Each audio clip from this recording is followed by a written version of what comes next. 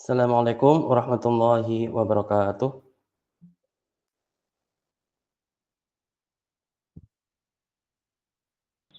Waalaikumsalam warahmatullahi wabarakatuh. Baik, alhamdulillah pada sore hari ini kita bisa bertemu untuk yang terakhir kalinya insyaallah, karena kebetulan mata kuliah kita yang akan kita bahas pada sore hari ini adalah mata kuliah yang terakhir untuk materi sebelum semester atau sebelum UTS, yaitu tentang air, vitamin, dan mineral. Sebelumnya apakah suara saya sekarang terdengar? Sudah terdengar, Bapak. Baik, nggih. Baik, mungkin untuk kali ini kita akan coba percepat karena jumlah slide-nya ada 45, sedangkan waktu kita sangat terbatas. Tentunya teman-teman nanti juga harus buru-buru untuk mencari persiapan untuk buka puasa, jadi coba kita kejar waktunya, semoga bisa selesai. Untuk itu saya akan skip untuk air, karena airnya sudah saya siapkan video, nanti teman-teman bisa belajar tentang videonya, tentang air di videonya. Sedangkan untuk yang penting adalah vitamin dan mineral, kita fokus ke vitamin dan mineral. Baik, materi kita tentang vitamin. Kita tahu vitamin merupakan senyawa organik, yang mana senyawa organik ini biasanya diperlukan dalam tubuh oleh tubuh itu dalam jumlah yang sedikit. Tidak sebanyak kemarin kita membahas asam amino, kita butuh banyak sekali. Kemudian kita juga butuh banyak sekali protein tentunya, butuh banyak sekali karbohidrat, butuh banyak sekali monosakarida dan lain sebagainya. Jadi dua jenis makromolekul yang telah kita bahas sebelumnya, yaitu karbohidrat dan protein, tubuh kita perlu banyak. Kemarin kita sudah membahas tentang bahwa tubuh kita memiliki ada asam amino yang esensial maupun asam amino yang non esensial. Yang mana salah satunya adalah kita harus dapatkan asam amino itu dari makanan, sehingga kita harus makan. Dari makanan itu kita dapatkan asam amino yang kita butuhkan. Di sisi lain, tubuh kita sendiri juga bisa membuat atau membentuk atau mensintesis asam amino yang lainnya. Itulah sudah kita bahas materi itu di pertemuan yang sebelumnya. Dan sekarang kita membahas tentang vitamin. Jadi sudah saya sampaikan bahwasanya vitamin merupakan senyawa organik yang biasanya diperlukan oleh tubuh dalam jumlah yang tidak terlalu banyak. Kalau kita lihat di slide sekarang ini, vitamin itu ada dua, ditinjau dari kelarutannya di dalam air ataupun lemak. Ya. Kita lihat yang sebelah kiri, kita lihat yang sebelah kiri, yaitu sebelah kiri saya, itu yang kategori water soluble atau vitamin-vitamin yang larut di dalam air, sedangkan sisi lainnya adalah vitamin yang tidak larut di dalam air atau larut di dalam lemak. Ya. Jadi kita tahu bahwasanya beberapa vitamin seperti vitamin C itu larut dalam air, kemudian vitamin B itu juga larut dalam air, ada B1, B2, B6, B12, pantothenic acid, folic acid, biotin, lipoic acid. Semua ini merupakan contoh vitamin-vitamin yang dia larut dalam air. Ya. Contoh vitamin C tentu kita familiar ya, karena teman-teman mungkin sering main ke minimarket yang ada di dekat kampus. Di sana jual vitamin C yang dosis tinggi, maka penyajiannya itu dalam bentuk cairan. Mengapa? Ya karena memang vitamin C termasuk kategori vitamin yang dia itu larut di dalam air. Ya. Kemudian vitamin yang lain, yaitu contohnya vitamin A, D, E, K, biasanya disingkat sebagai ADEK. Vitamin A, D, E, K ini merupakan vitamin yang dia tidak larut dalam air. Ya. Tapi namanya tidak larut dalam air, biasanya pasti akan ke lemak, ya, larut di dalam lemak. Yaitu vitamin-vitamin A, D, E, K merupakan vitamin-vitamin yang termasuk dalam kategori vitamin yang larut di dalam lemak. Karena tadi saya sebutkan vitamin C dan B atau B dan C, B kompleks ya, biasanya disebut B kompleks karena tidak hanya vitamin B1 saja tidak, tapi vitamin B2, B6, B12 dan biotin, lipoic acid, folic acid dan pantothenic acid itu semuanya merupakan vitamin yang larut atau vitamin B kompleks yang larut di dalam air. Karena namanya saja sudah vitamin yang larut di dalam air, maka tentunya vitamin-vitamin ini sifatnya adalah mudah larut di dalam air. Itu yang pertama. Kemudian yang kedua adalah vitamin ini tidak dapat disimpan dalam tubuh dalam jumlah besar. Ya, jadi vitamin yang larut dalam air ini tidak bisa kita simpan dalam tubuh kita dalam jumlah yang besar. Contoh teman-teman mungkin membeli minuman vitamin C dosis tinggi yang ada di minimarket sekitar kita. Rasanya kan enak, manis sekali rasanya karena kandungan gulanya cukup tinggi. Nah, kemudian teman-teman suatu saat mungkin sedang down fisiknya. Kemudian ingin, oh katanya orang kalau aku minum vitamin yang banyak, maka aku bisa fit lagi. Sehingga teman-teman mengkonsumsi vitamin C dosis tinggi tadi dalam jumlah yang mungkin 2 botol atau bahkan 3 botol atau mungkin bahkan 4 botol. Sangat tidak direkomendasikan. Mengapa? Yang pertama, mahal ya. Yang kedua adalah vitamin C itu termasuk vitamin yang tidak bisa disimpan dalam tubuh dalam jumlah yang banyak. Ya. Jadi ingat tadi definisi vitamin, seringkali tubuh kita memerlukannya dalam jumlah yang sedikit saja. Sehingga kalau kita mengkonsumsi terlalu banyak, maka sisanya akan dibuang. Namanya membuang, ya itu berarti kita sudah memerintahkan ginjal kita untuk bekerja lebih keras lagi untuk sesuatu yang tidak penting. Ya oleh karena itu, marilah kita minum vitamin secukupnya, karena toh tubuh kita butuhnya pun cuma sedikit. Kalau sesekali saja, oke. Sebagai contoh, kalau saya misalkan, ketika misalkan contoh habis lembur, atau besok rencana lembur, maka biasanya sebelum saya lembur, maka saya tambah vitamin C ataupun buah-buahan yang lain. Jadi persiapan, supaya efek negatif dari lembur itu nanti bisa kita minimalisir. Karena lembur itu, percaya nggak percaya, kerasa atau nggak kerasa, lembur itu efeknya sangat berat. Ya, mungkin sudah pernah saya sampaikan di kelas kita, kalau teman-teman mungkin belum terlalu merasa, "Pak, kami loh Pak lembur tiap hari Pak. Kami loh lembur tiap hari, tiap malam kami lembur. Kami nggak merasa apa-apa, kami sudah terbiasa." Iya, karena teman-teman masih muda, ya. Kalau masih muda, semua yang ada di tubuh teman-teman itu masih berfungsi dengan luar biasa baik. Tapi nanti ketika usia semakin bertambah, usia semakin tua, usia semakin dewasa, maka sesuatu hal yang biasa ketika muda, ringan ketika masih muda, itu menjadi terasa berat. Ya. Jadi contoh jalan saja sekarang kalau ke lantai 4 di J14, bagi teman-teman mungkin oke, naik J14, berulang kali naik turun sampai 3 kali, oke, mungkin nafasnya aja yang tersengal-sengal, tapi overall itu masih tidak berdampak. Sedangkan kalau kita mungkin yang sudah mulai berusia lanjut, mungkin dengan melakukan hal itu, kadang-kadang tiba-tiba malamnya itu sudah kram pas tidur. Ya. Kalau misalkan contoh saya itu kalau misalkan pas UTS seperti ini, kalau saya itu termasuk dosen yang jaga. Kalau jaga UTS besok, ya saya jaga panjenengan semuanya. Maka kalau ketika UTS, saya termasuk orang yang jaganya itu keliling. Ya. Awas, ya. Jadi silakan teman-teman belajar giat malam ini supaya besok tidak terdampak dengan kelilingnya saya. Nah, kadang-kadang karena keliling selama 2 SKS 80 menit itu saya berdiri, biasanya kalau malamnya itu tidur, ya mungkin tiba-tiba bangun. Bangunnya dengan kondisi kaki tiba-tiba kram. Itu mungkin gara-gara faktor usia. Karena kalau dulu hal seperti itu tidak terjadi. Dulu kram itu kalau hanya misalkan contoh, kalau kita sepak bola, bertanding terus selama 1 pekan, 2 hari sekali bertanding sepak bola, itu biasanya di akhir pekan baru kram. Tapi kalau sekarang usia nambah, menjadi semakin. Kembali ke topik, bahwa vitamin kita butuh, tapi dalam jumlah yang sedikit, dan oleh karena itu konsumsi vitamin itu tidak perlu berlebihan. Apalagi kalau kita minum dosis tinggi.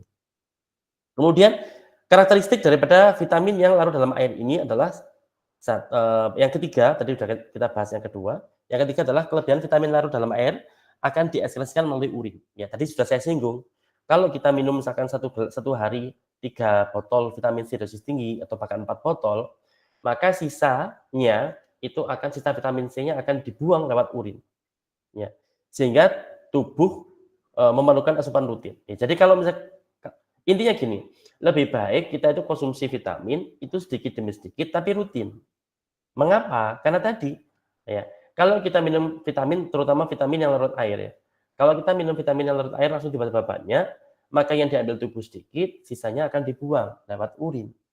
Lewat urin berarti sudah sia-sia jadi sampah. Itu yang pertama. Jadi rugi secara finansial, rugi secara materi. Yang kedua, ruginya adalah rugi karena ginjal kita dipaksa bekerja untuk menyaring sampah yang ternyata tidak kita pakai untuk tubuh kita. Ya. Jadi itu adalah kerugian yang kedua. Karena apa ya tadi? Bahwa vitamin itu kita konsumsi dalam jumlah yang sedikit dan kita ambil sedikit saja, sisanya akan kita buang lewat mana? Lewat urin. Nah, di dalam tubuh kita, vitamin itu berperan sebagai koenzim ya dalam reaksi metabolisme sel. Ya, contohnya kemarin kita membahas sudah ada respirasi seluler, ada glikolisis, ada siklus Krebs, ada elektron transport chain. dan juga sintesis makromolekul atau sintesis protein ataupun sintesis karbohidrat. Semua itu memerlukan enzim. Enzim adalah protein, dan supaya protein bisa bekerja, enzim itu butuh koenzim. Ya, ko itu teman, ya. Koenzim, temannya enzim. Maksudnya apa? Maksudnya enzim itu untuk bekerja maksimal itu butuh koenzim.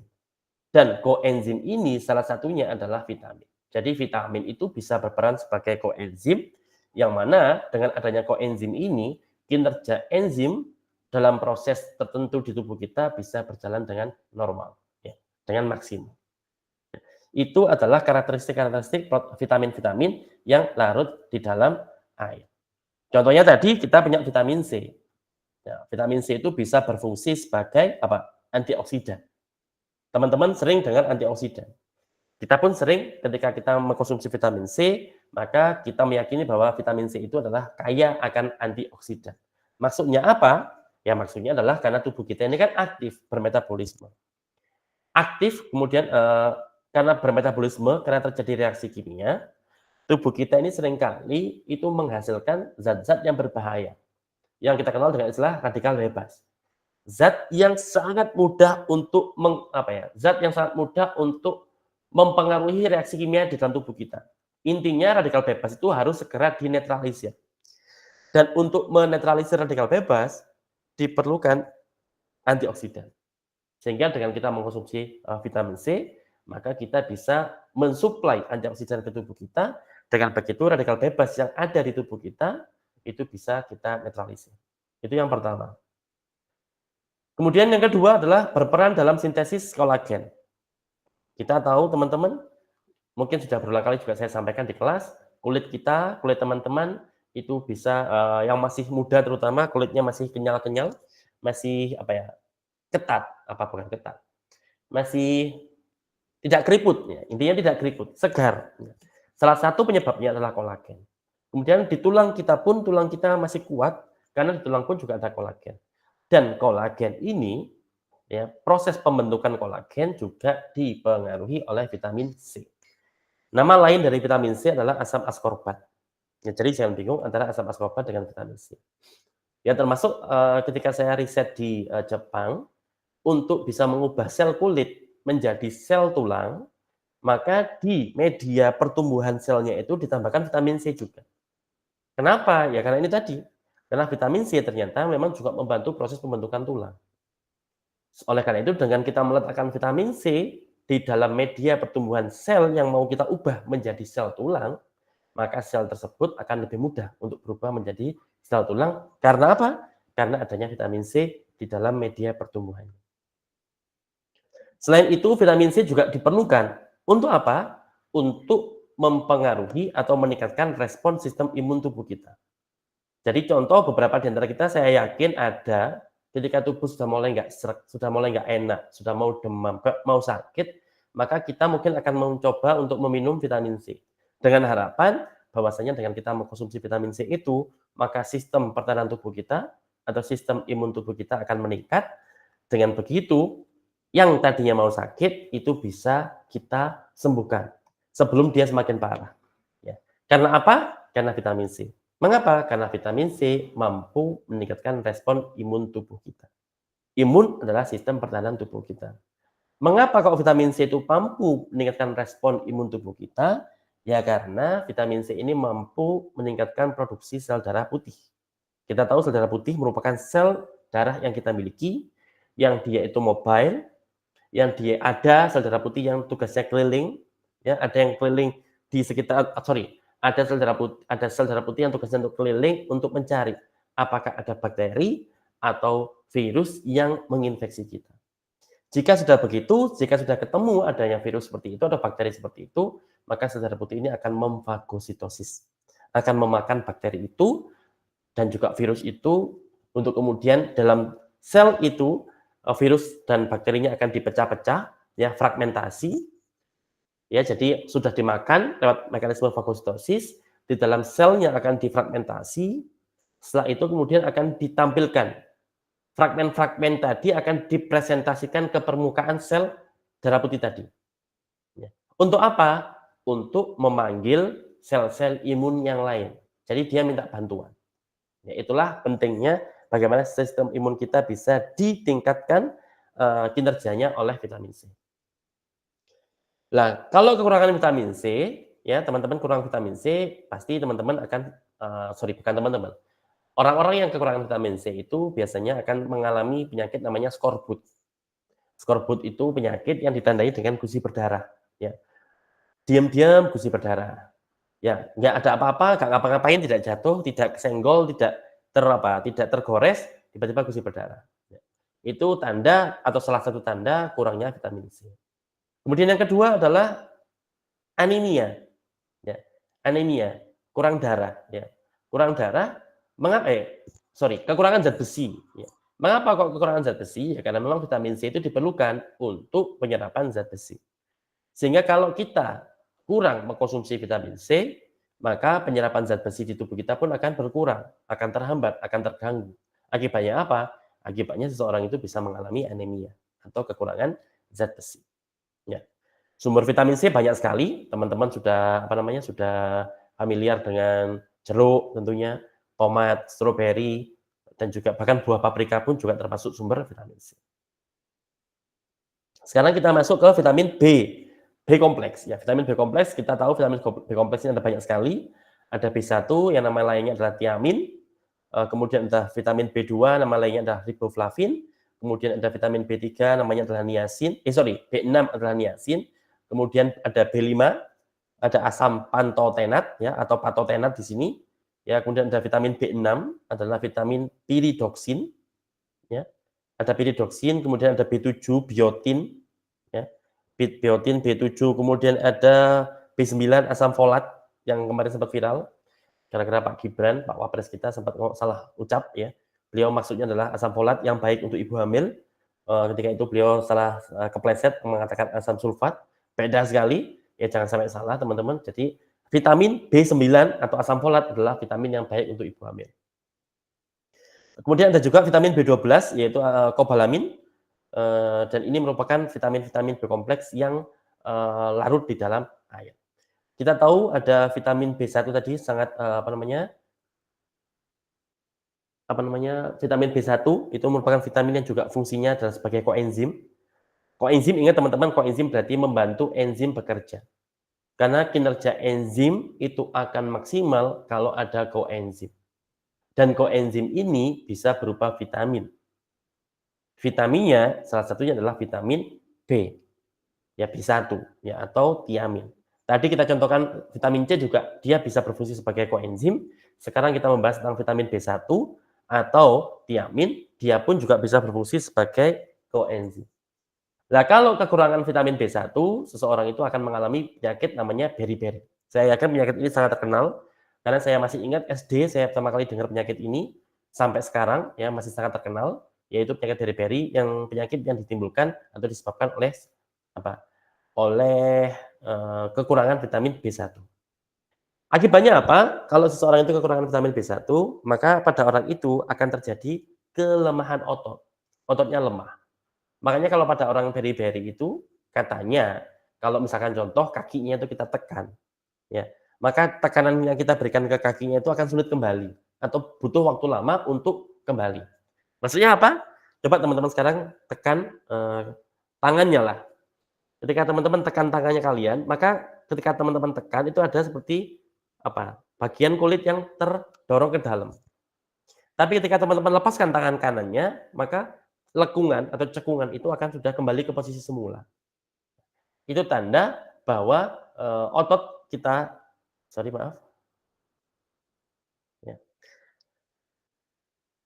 otot kita itu tidak lemah. Tapi pada beberapa orang yang mengalami kekurangan vitamin B1 atau tiamin, itu beliau mengalami penyakit beriberi yang ditandai dengan kelemahan otot maupun jaringan saraf tepinya beliau tidak terganggu. Kemudian vitamin B2. Ya, vitamin B2 ini atau nama lainnya adalah riboflavin, itu terlibat dalam proses-proses reduksi oksidasi. Bentar, maaf ini ada yang telepon terus ini. Ya, ngapunten ini ada anak impunan. Tadi kayaknya HP-nya rusak. berapa kali kepencet. Baik. Sampai di sini apakah slide saya masih terlihat? Masih, Bapak. Baik. Kalau gitu gini aja wes, kita skip dulu, kita percepat karena kita terlalu lama di bagian ini, kita lanjut. Jadi ini adalah vitamin C, mengulangi yang tadi. Di alam itu vitamin C kurang lebih ada 3 yang terkenal ya, ada L-ascorbic acid atau yang teman-teman ingat LeVo. Kemudian ini adalah erythropic acid, kemudian ini adalah D-ascorbic acid. Di antara ketiga ini, L-ascorbic acid inilah yang paling aktif secara biologis. Ya. Mengapa kok paling aktif? Karena enzim-enzim atau sistem di tubuh kita itu paling banyak mengenali L-ascorbic acid. Ini paling aktif, kemudian ini yang agak aktif, ya, erythropic acid, kemudian yang D ini yang paling tidak aktif. Ya. Sehingga bila mana misalkan contoh kita mengkonsumsi makanan yang dia banyak mengandung D-ascorbic acid yang C ini, ya maka oleh tubuh tentunya akan diubah kembali, diubah terlebih dahulu menjadi L, baru kemudian nanti akan diproses lebih lanjut. Ya. Intinya, sebagaimana yang kemarin kita bahas tentang isomer, ya, maka vitamin C pun juga memiliki banyak isomer, dalam konteks ini adalah 3, ada L-ascorbic acid, ada erythropic acid, ada D-ascorbic acid, atau dextrose ascorbic, bukan dextrose. L-ascorbic acid, erythropic acid, dan juga D-ascorbic acid. Ingat, yang A atau yang L-ascorbic acid adalah vitamin C yang paling aktif secara biologis. Ini adalah tabel yang berisi tentang kandungan vitamin C pada beberapa buah, sayuran, dan juga tumbuhan-tumbuhan obat. Contoh ada, kita lihat di sini yang paling tinggi adalah berada di Terminalia ferdinandiana. Ya, Terminalia ferdinandiana. Ini saya ngapunten, saya belum hafal nama lokalnya apa. Sebentar saya lihat. Namanya adalah Terminalia. Iya, di sini belum ada keterangan di apa itu Terminalia. Cuman kalau nama lokalnya itu katanya Kakadubrum. Jadi kalau di kita tidak ada. Mungkin kalau kita fokusnya ke Averrhoa, ya Averrhoa blimbi.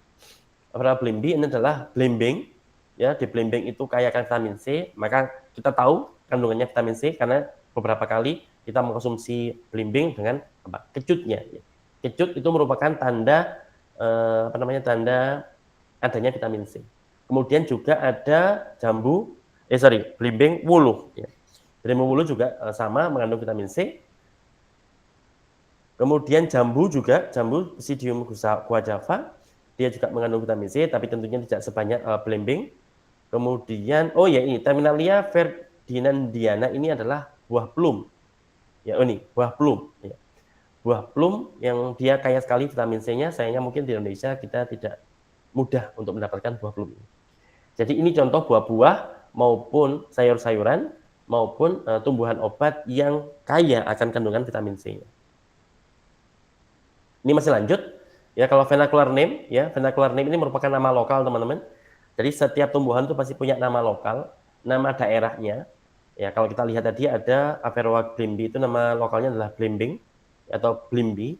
Kemudian ada buah kiwi, ya Actinida deliciosa, itu juga mengandung vitamin C.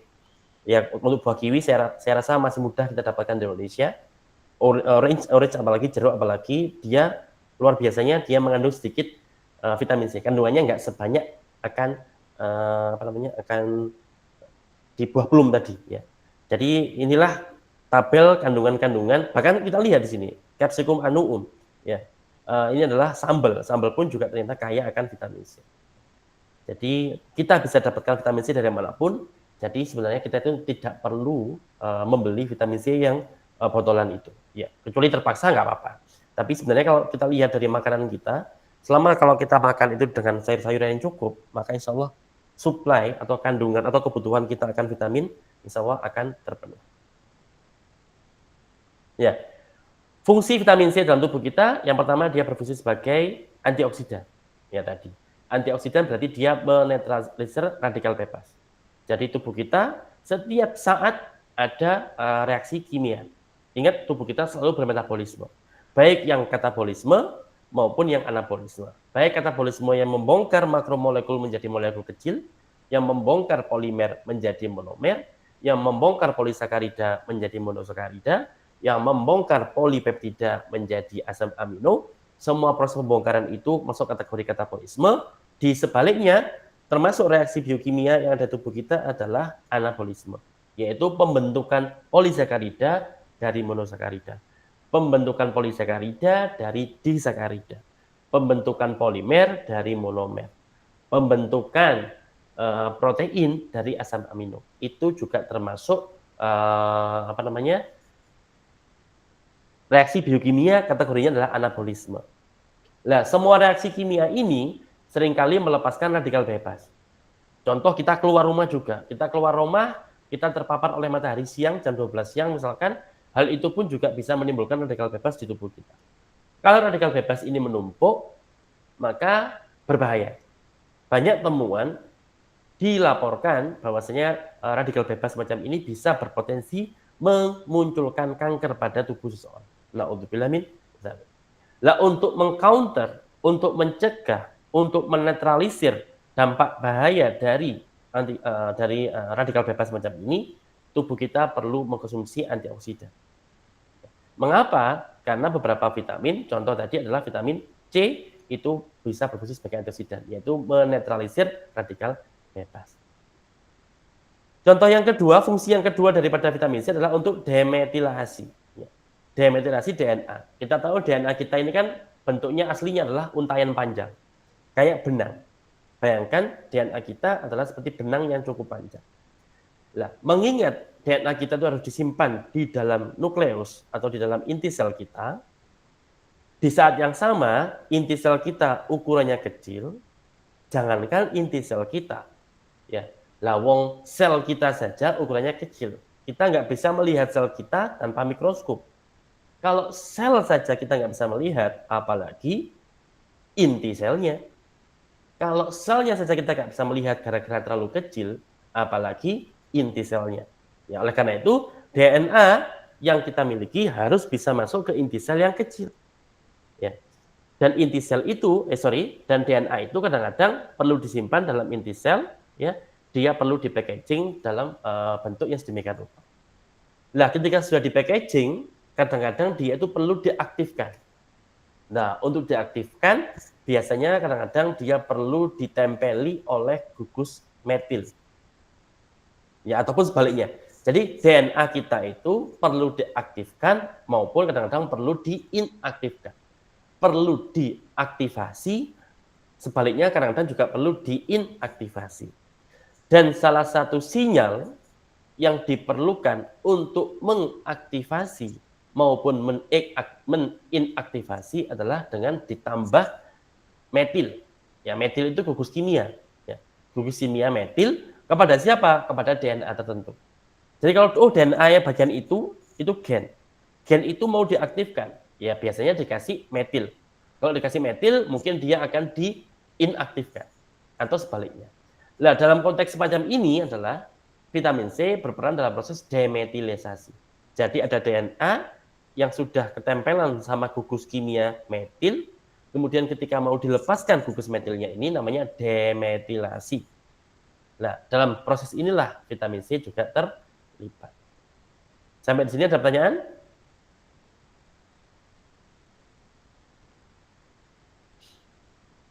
Ayo.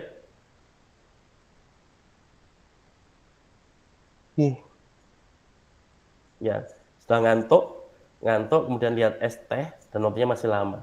Ya, semoga teman-teman menikmati kuliah ini ya supaya tidak terasa haus. Semoga kalau teman-teman bosan pastinya sudah akan semakin terbayang betapa enaknya es yang ada di kamar ini. Baik, sekarang saya tanya ke teman-teman sekalian. Di antara dua pilihan ini, nanti mana yang akan teman-teman pilih untuk makan? Ya, apa yang akan teman-teman beli untuk menemani kalian buka puasa? Coba sekarang antara es teh sama es jeruk, siapa yang pilih es jeruk? Air putih, Pak. Masya Allah, Masya Allah, betul, baik. Yang lain mungkin ada yang memilih es teh, namun saya nggak kelihatan, pakai suara saja. Es teh, Pak. Siap, es teh. Yang lain? Nggak ada yang pilih jeruk? Jeruk. Iya, baik. Sekarang berarti semuanya sudah terpilih. Ya, baik. Semuanya sudah terpilih. Ya, maka pada dasarnya semua itu enak. Ya, itu betul. Cuman pada hakikatnya kita tuh seharusnya bisa memilih dan memilah mana padanan makanan maupun minuman yang paling cocok dengan kita. Sekarang coba kita bahas. Ya. Tadi ada tim air putih, tentu air putih ini paling netral, paling bagus. Kita pun juga sama, ya kita disunahkan itu kalau bisa, kalau buka puasa itu meminum minuman yang tidak berbau api. Ya kalau orang zaman dulu itu air sumur, zaman dulu sumurnya masih bagus-bagus, bersih-bersih. Pokoknya air sumber yang tidak dimasak air itu yang paling afdol untuk buka puasa. Ataupun buah-buahan. Ya. Karena air putih itu adalah air yang paling bagus untuk melatih perut kita untuk siap-siap makan besar. Coba sekarang kita kembali ke sini yang selain air putih, yaitu es teh sama es teh dengan jeruk. Kita tahu kalau es teh itu adalah minuman yang mengandung teh. Ya. Teh itu kaya vitamin, kaya akan senyawa-senyawa fitokimia. Ada polifenol, ada katekin, ada teobromin, teofilin, dan kafein. Dia pun mengandung kafein dan tanin. Ya. Banyak kandungan teh. Makanya teh pun juga seringkali diyakini sebagai obat. Di Cina juga teh diyakini sebagai obat. Atau jamu lah, obat tradisional. Cuman contoh misalkan, kita ini kan beberapa di antara kita mungkin ada yang kalau minum teh, ya, itu seringkali justru menjadi berulang kali ke toilet. Beberapa di antara kita mungkin kalau yang contoh, kalau yang sudah biasa minum teh mungkin tidak akan merasakan hal itu. Tapi kalau seorang yang sudah lama nggak minum teh, tiba-tiba dia minum teh, biasanya orang itu akan bolak-balik ke toilet. Karena dia menjadi berulang kali ingin non sewu buang air kecil. Ya mengapa? Karena teh itu mengandung zat yang memang membuat seseorang itu akan berulang kali untuk buang air kecil. Ya. Sehingga kalau kita misalkan contoh ada di antara kita atau ada seseorang itu contoh sakitnya itu adalah kalau apa? Contohnya adalah sakit yang kalau dia baru saja buang air kecil, dia nggak bisa sholat. Mengapa? Karena kalau dia sholat, nanti air kencingnya akan keluar lagi. Ya. Karena nggak sempurna, dia nggak bisa tuntas. Ya maka orang seperti ini tentunya tidak dianjurkan untuk mengkonsumsi es teh apalagi ketika buka puasa. Karena takutnya nanti ketika pas sholat maghrib, sholat isya, taraweh, dia akan terdampak oleh kandungan daripada es teh tadi. Tapi bagi yang tidak mengalami itu, silakan, bebas. Di sisi lain, es teh juga banyak gulanya. Hal yang sama berlaku juga untuk jeruk. Jadi jeruknya bagus, tehnya bagus, seringkali yang bikin nggak bagus adalah kandungan gulanya. Dan kandungan gula yang ada di minuman-minuman kita ini, kandungannya kadang-kadang luar biasa tinggi. Ya, makanya manis sekali, enak sekali. Ya. Jadi tehnya bagus, jeruknya bagus, tapi terkadang bila mana dicampurkan dengan gula yang berlebihan, itu yang menjadi tidak bagus. Jadi maksud dari sini adalah teman-teman harus belajar nanti menilai kandungan apa yang ingin teman-teman dapatkan dari minuman ini, jangan cuma sekedar untuk minum biasa. Ya. Jadi buka puasa, kita buka puasa cuma sehari cuma 1 kali, untuk besok supaya besok kuat untuk kuliah, UTS dan sebagainya, maka harapannya adalah carilah makanan atau minuman yang kandungannya kaya. Kalau minum es teh silakan, tapi coba berlatih mulai sekarang es teh yang tanpa gula. Pelan-pelan. Memang lama. Sesekali nanti kalau sudah teman-teman sudah terbiasa minum es teh yang tawar, itu nanti enak-enak sendiri. Tapi jangan coba-coba kalau sudah biasa minum es teh yang tawar, jangan coba-coba minum es teh yang ada gulanya. Itu nanti langsung buyar. Ya. Hal yang sama juga untuk es jeruk. Semua yang sudah kalian lakukan untuk berusaha nggak minum es teh, nggak minum es jeruk yang ada gulanya, itu langsung buyar seketika ketika teman-teman tergoda untuk minum sekali saja. Ya, karena gula itu memang luar biasa enak itu. Kemudian kita masuk ke ya ini. Bahkan non sewu tadi contoh kalau es teh, di teh itu ada kandungan katekin. Katekin itu kalau kemarin ketika saya di Jepang itu ada kandungan senyawa katekin yaitu EGZG. Dia itu mampu membantu proses diferensiasi. Jadi dari sel kulit, bukan sel kulit. Stem cell itu bisa menjadi sel tulang. Jadi to some extent untuk beberapa hal tehnya teh itu punya potensi untuk menumbuhkan tulang, bagi yang mungkin tulangnya keropos dan sebagainya. Ya. Tapi efek ini seringkali bisa tertutupi bila mana disertai dengan gula. Intinya jeruk sama teh bagus, bahkan ada beberapa dokter meyakini kalau habis makan, itu usahakan minum es jeruk, jangan es teh. Pokoknya es teh itu katanya nggak baik kalau dimakan secara langsung. Mengapa? Karena gini, es teh itu teman-teman, kalau teman-teman minum es teh setelah makan, langsung minum es teh, maka es teh ini punya efek, dia itu bisa mencegah penyerapan zat besi. Jadi kalau teman-teman makan makanan, yang makanannya itu mengandung zat besi, dan teman-teman setelah makan langsung minum es teh. Apalagi kalau teman-teman minum es teh sembari makan. Makan, minum, makan, minum, makan, minum es teh. Maka dikhawatirkan selama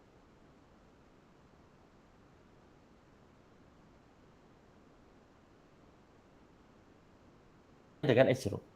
Ya oleh karena itu kalau teman-teman mungkin makan di restoran atau apa, biasanya disediakan es jeruk. Ya karena memang es jeruk itu direkomendasikan untuk makan, untuk diminum setelah makan langsung atau bahkan diminum sambil makan, ya di sela-sela. Kalau es teh itu biasanya diusahakan, diupayakan, dianjurkan minumlah setelah mungkin 1 jam setelah makan. Ya. Jadi itulah terkait dua hal ini, silakan memilih mana yang paling sering untuk teman-teman. Tapi saya yakin kalau pas buka puasa mah dua-duanya juga sama-sama enak, karena yang penting segar dan tentunya manis. Oke, sekarang kita masuk ke vitamin. Tadi kita membahas vitamin C, sekarang kita membahas vitamin B. Sekarang sudah jam 15.41. Ya, waktunya sangat cepat sekali kalau Ramadan ini. Ya, kita punya vitamin B. Kita tahu tadi vitamin B kompleks. Vitamin B kompleks merupakan vitamin B1, kemudian ada B2, B3, B5, B6, B7, B9 maupun B12. Semua vitamin B ini disebut sebagai vitamin B kompleks. Jadi jangan bingung antara vitamin B dengan vitamin B kompleks. Nama lain dari vitamin B1 adalah tiamin, kemudian vitamin B2 adalah riboflavin, vitamin B3 adalah niacin, vitamin B5 adalah pantothenat, ya. Kemudian vitamin B6 adalah peridoksin, vitamin B7 adalah biotin, vitamin B9 adalah folat, vitamin B12 adalah kobalamin. Dan bentuknya sangat bervariasi. Dan semuanya itu larut di dalam air. Dan ini beberapa kandungan makanan, ya, makanan yang kaya akan vitamin B1, misalkan contohnya adalah nasi. Jadi nasi kita makan nasi itu tidak hanya mengandung karbohidrat, tapi juga juga vitamin B1. Kemudian ada jagung, ada barley, ada sorghum, ada soybean, ada kacang-kacangan, ada kacang pistasiu, ini kacang yang terkenal di Turki. Hazelnut yang sekarang seringkali ada di kopi hazelnut, itu pun juga kaya akan vitamin B1.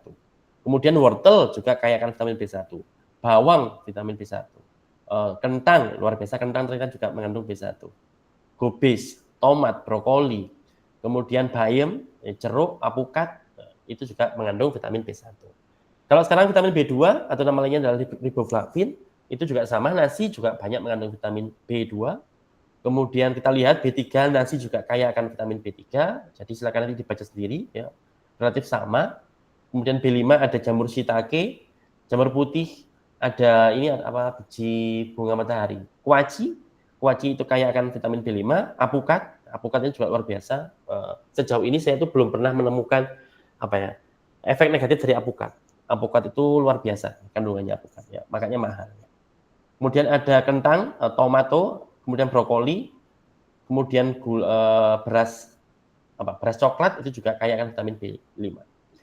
Vitamin B6 ada aprikot, banana, pisang, kemudian ada apel, ada bayam, ada ginkgo, ginkgo ini adalah ginseng, ya.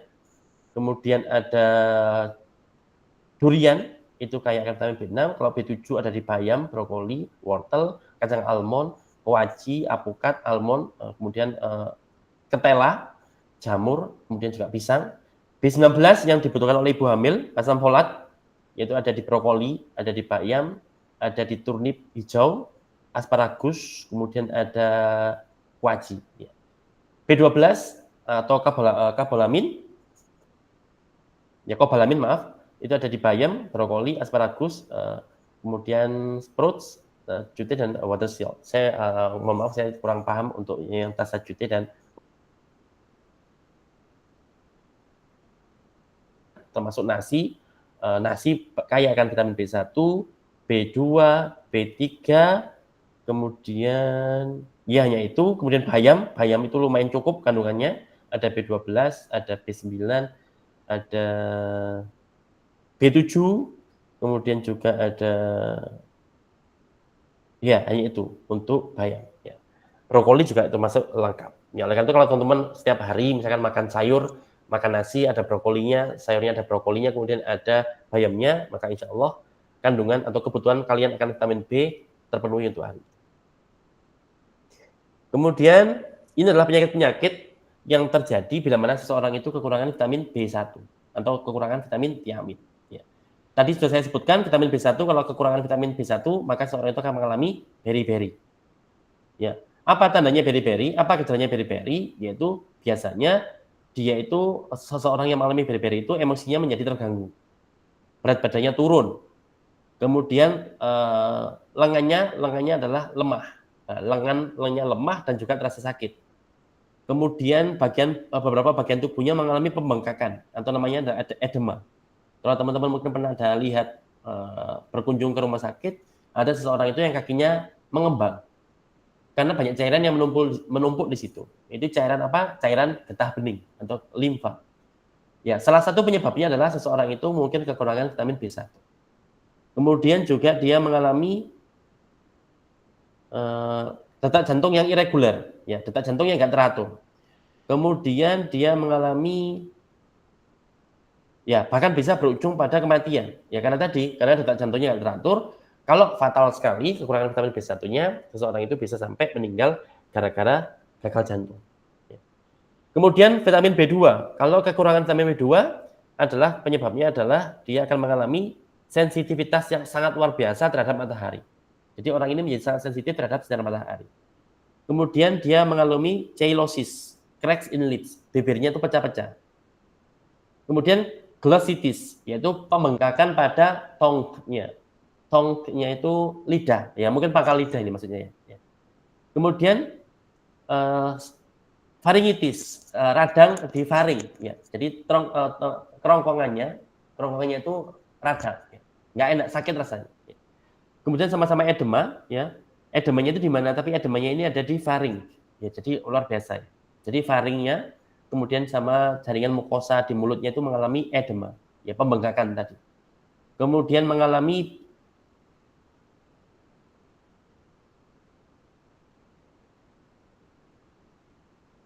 ya, pseudosifilis, ya, ternyata efeknya sangat luar biasa, yaitu mengalami sifilis yang semu. Ya, sifilis itu penyakit kelamin. Ya, jadi kalau orang kekurangan vitamin B2 itu dia ada memiliki dampak atau gejala yang menyerupai sifilis. Ya, sifilis itu penyakit yang insya Allah kita semuanya nggak akan mengalami penyakit ini. Jadi penyakit yang sangat menyeramkan, tapi di sini konteksnya adalah seolah-olah saja, ya, menyerupai, ya, mirip. Dan menyerang bagian mulut, kemudian bagian labia mayora, bagian kemaluan, dan juga skrotum. Ya, skrotum itu bagian kemaluan pada laki-laki. Jadi kekurangan vitamin itu dampaknya bisa sangat luar biasa. Tergantung pada seberapa parah kekurangannya. Kemudian vitamin B3, niacin.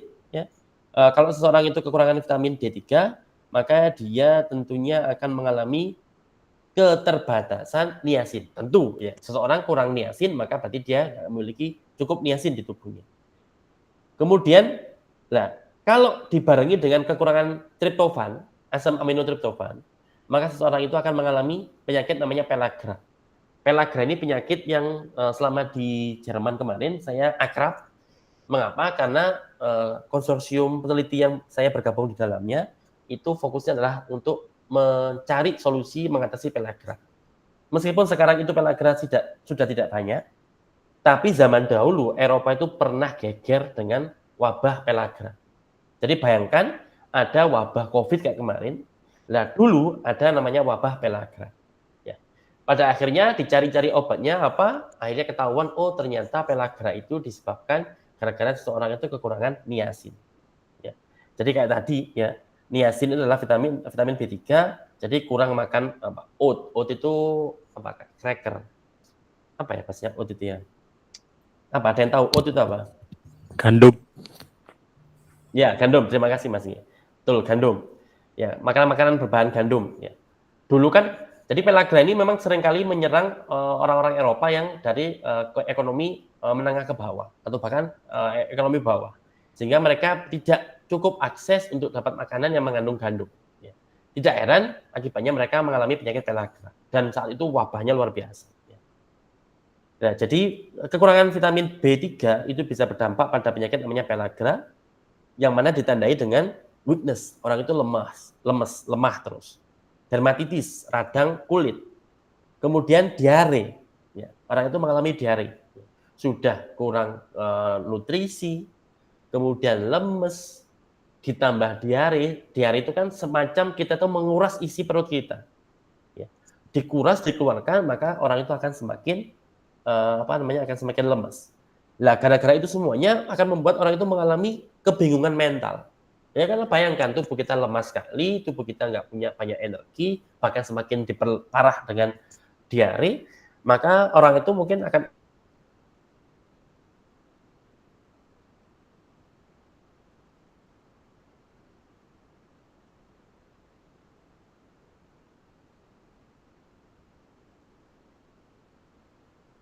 itu seringkali, Pak saya nggak bisa tidur Pak, saya semalam tidur jam 1, jam 2 nonton bola. Ya.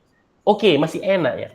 Tapi ketika sudah mulai nanti teman-teman bekerja, atau mungkin sekarang pun juga usah mengalami sih, saya yakin, barusan melekan ngerjakan tugas, kemudian sudah jam 2, jam 3, maunya tidur bentar sampai jam 4, tapi ternyata nggak bisa tidur. Sulit sekali tidurnya. Ya, bisa jadi kalau itu terjadi setiap hari, teman-teman nanti akan terdampak sama insomnia, semoga nggak sampai ada yang mengalami itu. Dan insomnia itu sangat menyakitkan, karena nggak bisa tidur itu sangat menyiksa. Makanya teman-teman kalau sampai saat ini masih tidur, bisa tidur, disyukuri. Saya termasuk dosen yang kalau di kelas ada yang tidur, itu nggak akan saya bangunkan. Ya, malah teman-temannya akan saya biarkan saya minta untuk jangan diganggu. Karena tidur itu adalah nikmat yang luar biasa. Dan saya termasuk orang yang yakin juga, kalau ada mahasiswa yang tidur di kelas, saya husnudzon, siapa tahu nanti teman-teman yang tidur itu di tidurnya mimpi ketemu Rasulullah Sallallahu Alaihi Wasallam. Dan saya yakin berharap kalau teman-teman ada yang seperti itu di kelas, maka saya meyakini dampaknya akan signifikan ke teman-teman lainnya yang belajar biokimia. Yang tadinya sulit mungkin akan dimudahkan. Amin amin ya rabbal alamin. Jadi kalau tidur, monggo. Apalagi kalau Ramadan sekarang, tidur silakan. Ya. Tapi jangan besok. Besok teman-teman waktunya cuma 80 menit, tidur 12. Ya. Itu pengecualian kalau besoknya.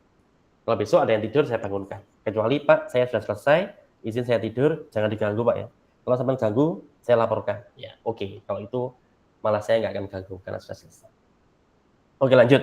Untuk vitamin B5, kalau kita kekurangan vitamin B5, maka kita bisa gejalanya adalah kita muncul acne, yaitu jerawat. Ya meskipun itu jarang. Kemudian kekurangan vitamin B6, ya kita bisa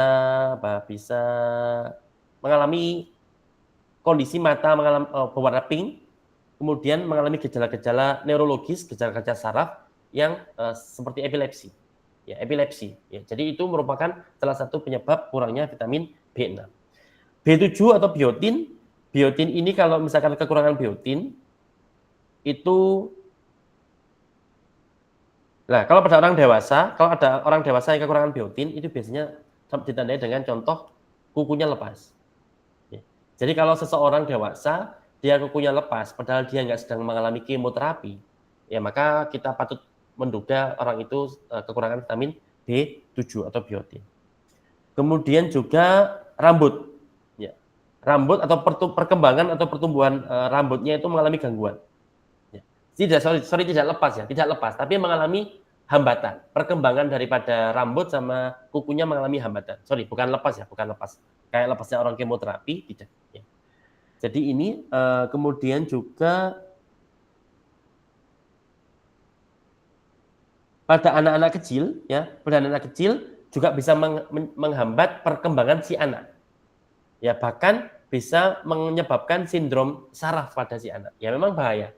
Fakta bahwa kita semuanya itu sehat walafiat sampai sekarang, nggak ada kekurangan apapun, berarti orang tua kita sudah sukses luar biasa, memberikan kita makanan yang penuh akan kandungan vitamin C, B, atau mungkin juga nanti ada A, D, dan E, dan K. Jadi orang tua kita, nun sewu contoh misalkan ya, meskipun orang tua kita itu tidak sekolah, mungkin ada beberapa di antara kita yang tidak sekolah orang tuanya, tapi lihat kita sekarang semuanya sehat walafiat, ya, tidak sakit, itu tanda bahwa mereka semuanya itu luar biasa, mereka berjuang mati-matian untuk mencarikan nafkah kita, dan juga mereka membuatkan makanan yang sebaik mungkin bagi kita. Ya. Dan itu patut disyukuri, makanya weekend nanti teman-teman sudah UTS selesai, ada yang mungkin himpunan ada kegiatan sampai Sabtu, maka Ahad langsung pulang ke rumah, peluk orang tuanya, terima kasih karena sudah merawat kita sampai sekarang dengan kondisi yang sehat walafiat. Ya. Mumpung mereka masih ada, bagi yang masih ada ya. Yang tidak ya silakan didoakan. Baik, lanjut ke vitamin B9, folik acid. Maka asam folik acid ini kalau kekurangan folik acid maka bisa menimbulkan anemia. Ya, anemia kekurangan zat besi tadi. Ya. Kemudian juga pada wanita yang sedang mengandung bisa menyebabkan kehamilannya terhambat. Jadi proses kelahirannya terganggu. Bahkan pada beberapa kejadian, kalau memang kekurangan asam folatnya sangat fatal, maka non sewu, naudzubillah min dzalik, semoga nggak ada yang mengalami, bisa jadi selama proses perkembangan janin di perutnya ibu, di rahimnya ibu, itu bisa jadi proses pembentukan tubuhnya itu ada yang nggak sempurna. Ya, jadi naudzubillah min dzalik, jangan sampai terjadi. Dan ini hal buruk itu bisa terjadi kalau si ibu bayi kekurangan asam folat ketika sedang mengandung. Kemudian vitamin B12 ini bisa menyebabkan kita kekuatan kita untuk mengingat, memory loss kita menjadi mudah kehilangan memori. Kita kehilangan memori, kemudian juga kita mengalami cognitive insufficiency, ketidakcukupan kognitif, ketidakcakapan kognitif. Kognitif kita terganggu. Jadi efeknya luar biasa. Kalau sudah berkaitan dengan otak itu luar biasa. Banyak orang yang hidup sehat, tapi non sewu otaknya terganggu, membuat orang itu menjadi tidak bisa berkomunikasi dengan keluarga, tidak bisa bercengkrama dengan keluarga, dan itu merupakan suatu hal yang sangat berat bagi keluarga, karena keluarga setiap kali melihat anggota keluarga yang seperti itu pasti akan sedih. Oleh karena itu, mari kita syukuri apa yang ada di kita sekarang, kita semuanya sehat walafiat, dan insya Allah sampai nanti meninggal pun semuanya sehat walafiat, tidak kurang apapun, sehingga keluarga kita tidak sampai sedih melihat kondisi kita. Amin amin ya rabbal alamin. Kuncinya adalah jaga pola makan kita semua. Teman-teman semuanya anak kos, jangan makan sembarangan, usahakan untuk makan sesuai dengan kebutuhan tubuh, ya. Jangan sesuai dengan kebutuhan kantong, ya. Makanya kantong itu harus diatur supaya teman-teman bisa makan yang sesuai dengan kebutuhan. Kemudian ini adalah sama kayak tadi, silakan nanti teman-teman memilih. Intinya adalah ada tim telur dadar sama telur ceplok. Ya, tentunya ada perbedaan kandungan, sama-sama bahan dasarnya telur. Maka kalau teman-teman lihat di sini pakai telur dadar ini kan kadang-kadang ada tambahan minyaknya. Maka tentunya nanti kandungan minyaknya akan bertambah. Sedangkan kalau di bagian telur mata sapi, karena dia langsung diceplokkan saja, dia taruh di wajan, tentunya kandungan lemaknya dia tidak terlalu tinggi, tidak setinggi pada telur dadar. Ya, selain itu telur dadar juga digoreng secara panas, ya maksudnya lama, ya. Minyak panas lama, maka beberapa protein atau asam amino esensialnya bisa jadi akan rusak. Sedangkan kalau di sini itu tidak sampai terlalu lama, ya. Jadi bahkan beberapa di antara kita banyak yang mengkonsumsi telur mata sapi dengan kondisi setengah matang. Oke, beberapa pakar tidak merekomendasikan itu, ditakutkan di telur yang belum matang itu ada bakteri yang berbahaya, sehingga kalau kita tidak matangkan itu akan berpotensi kita makan. Intinya apa? Keduanya sama-sama ada keuntungannya, ada kelebihannya. Maka kita sebagai orang dewasa harus bisa memilah dan memilih. Kita percepat. Sekarang kita masuk ke vitamin yang berikutnya, yaitu vitamin A. Vitamin A merupakan vitamin yang larut di dalam lemak. Kalau tadi C dan B kompleks itu vitamin yang larut dalam air. Kalau sekarang adalah vitamin A, yaitu salah satu vitamin yang larut di dalam lemak. Ada beta karotin, retinol, retinoic acid, dan juga retinol. Ya, urutannya adalah beta karotin bisa diubah menjadi retinol diubah menjadi retinoic acid, ataupun juga diubah menjadi retinol. Ini vitamin C-nya, vitamin A. Kemudian ini adalah contoh kalau misalkan teman-teman yang laki-laki terutama ataupun juga yang perempuan nanti menikah pun juga tentunya akan familiar dengan hal ini. Kita tahu bahwasanya untuk bisa menghasilkan keturunan itu perlu adanya fusi antara sel gamet jantan dengan sel gamet betina. Ya. Maka kalau kita melihat bagaimana riwayat daripada sel gamet jantan atau sperma itu kita awali dengan spermatogonia. Spermatogenia ini bisa dibilang merupakan stem cell atau sel punca karena dia belum berdiferensiasi. Jadi dia itu masih memiliki kemampuan untuk berdiferensiasi menjadi sel sperma tentunya ya. Tapi di sini di tahapan A ini dia belum berdiferensiasi. Ya. Kalau seseorang nanti spermatogenia ini akan bisa berdiferensiasi menjadi spermatosit primer atau prelepton, preleptoten, spermatosit.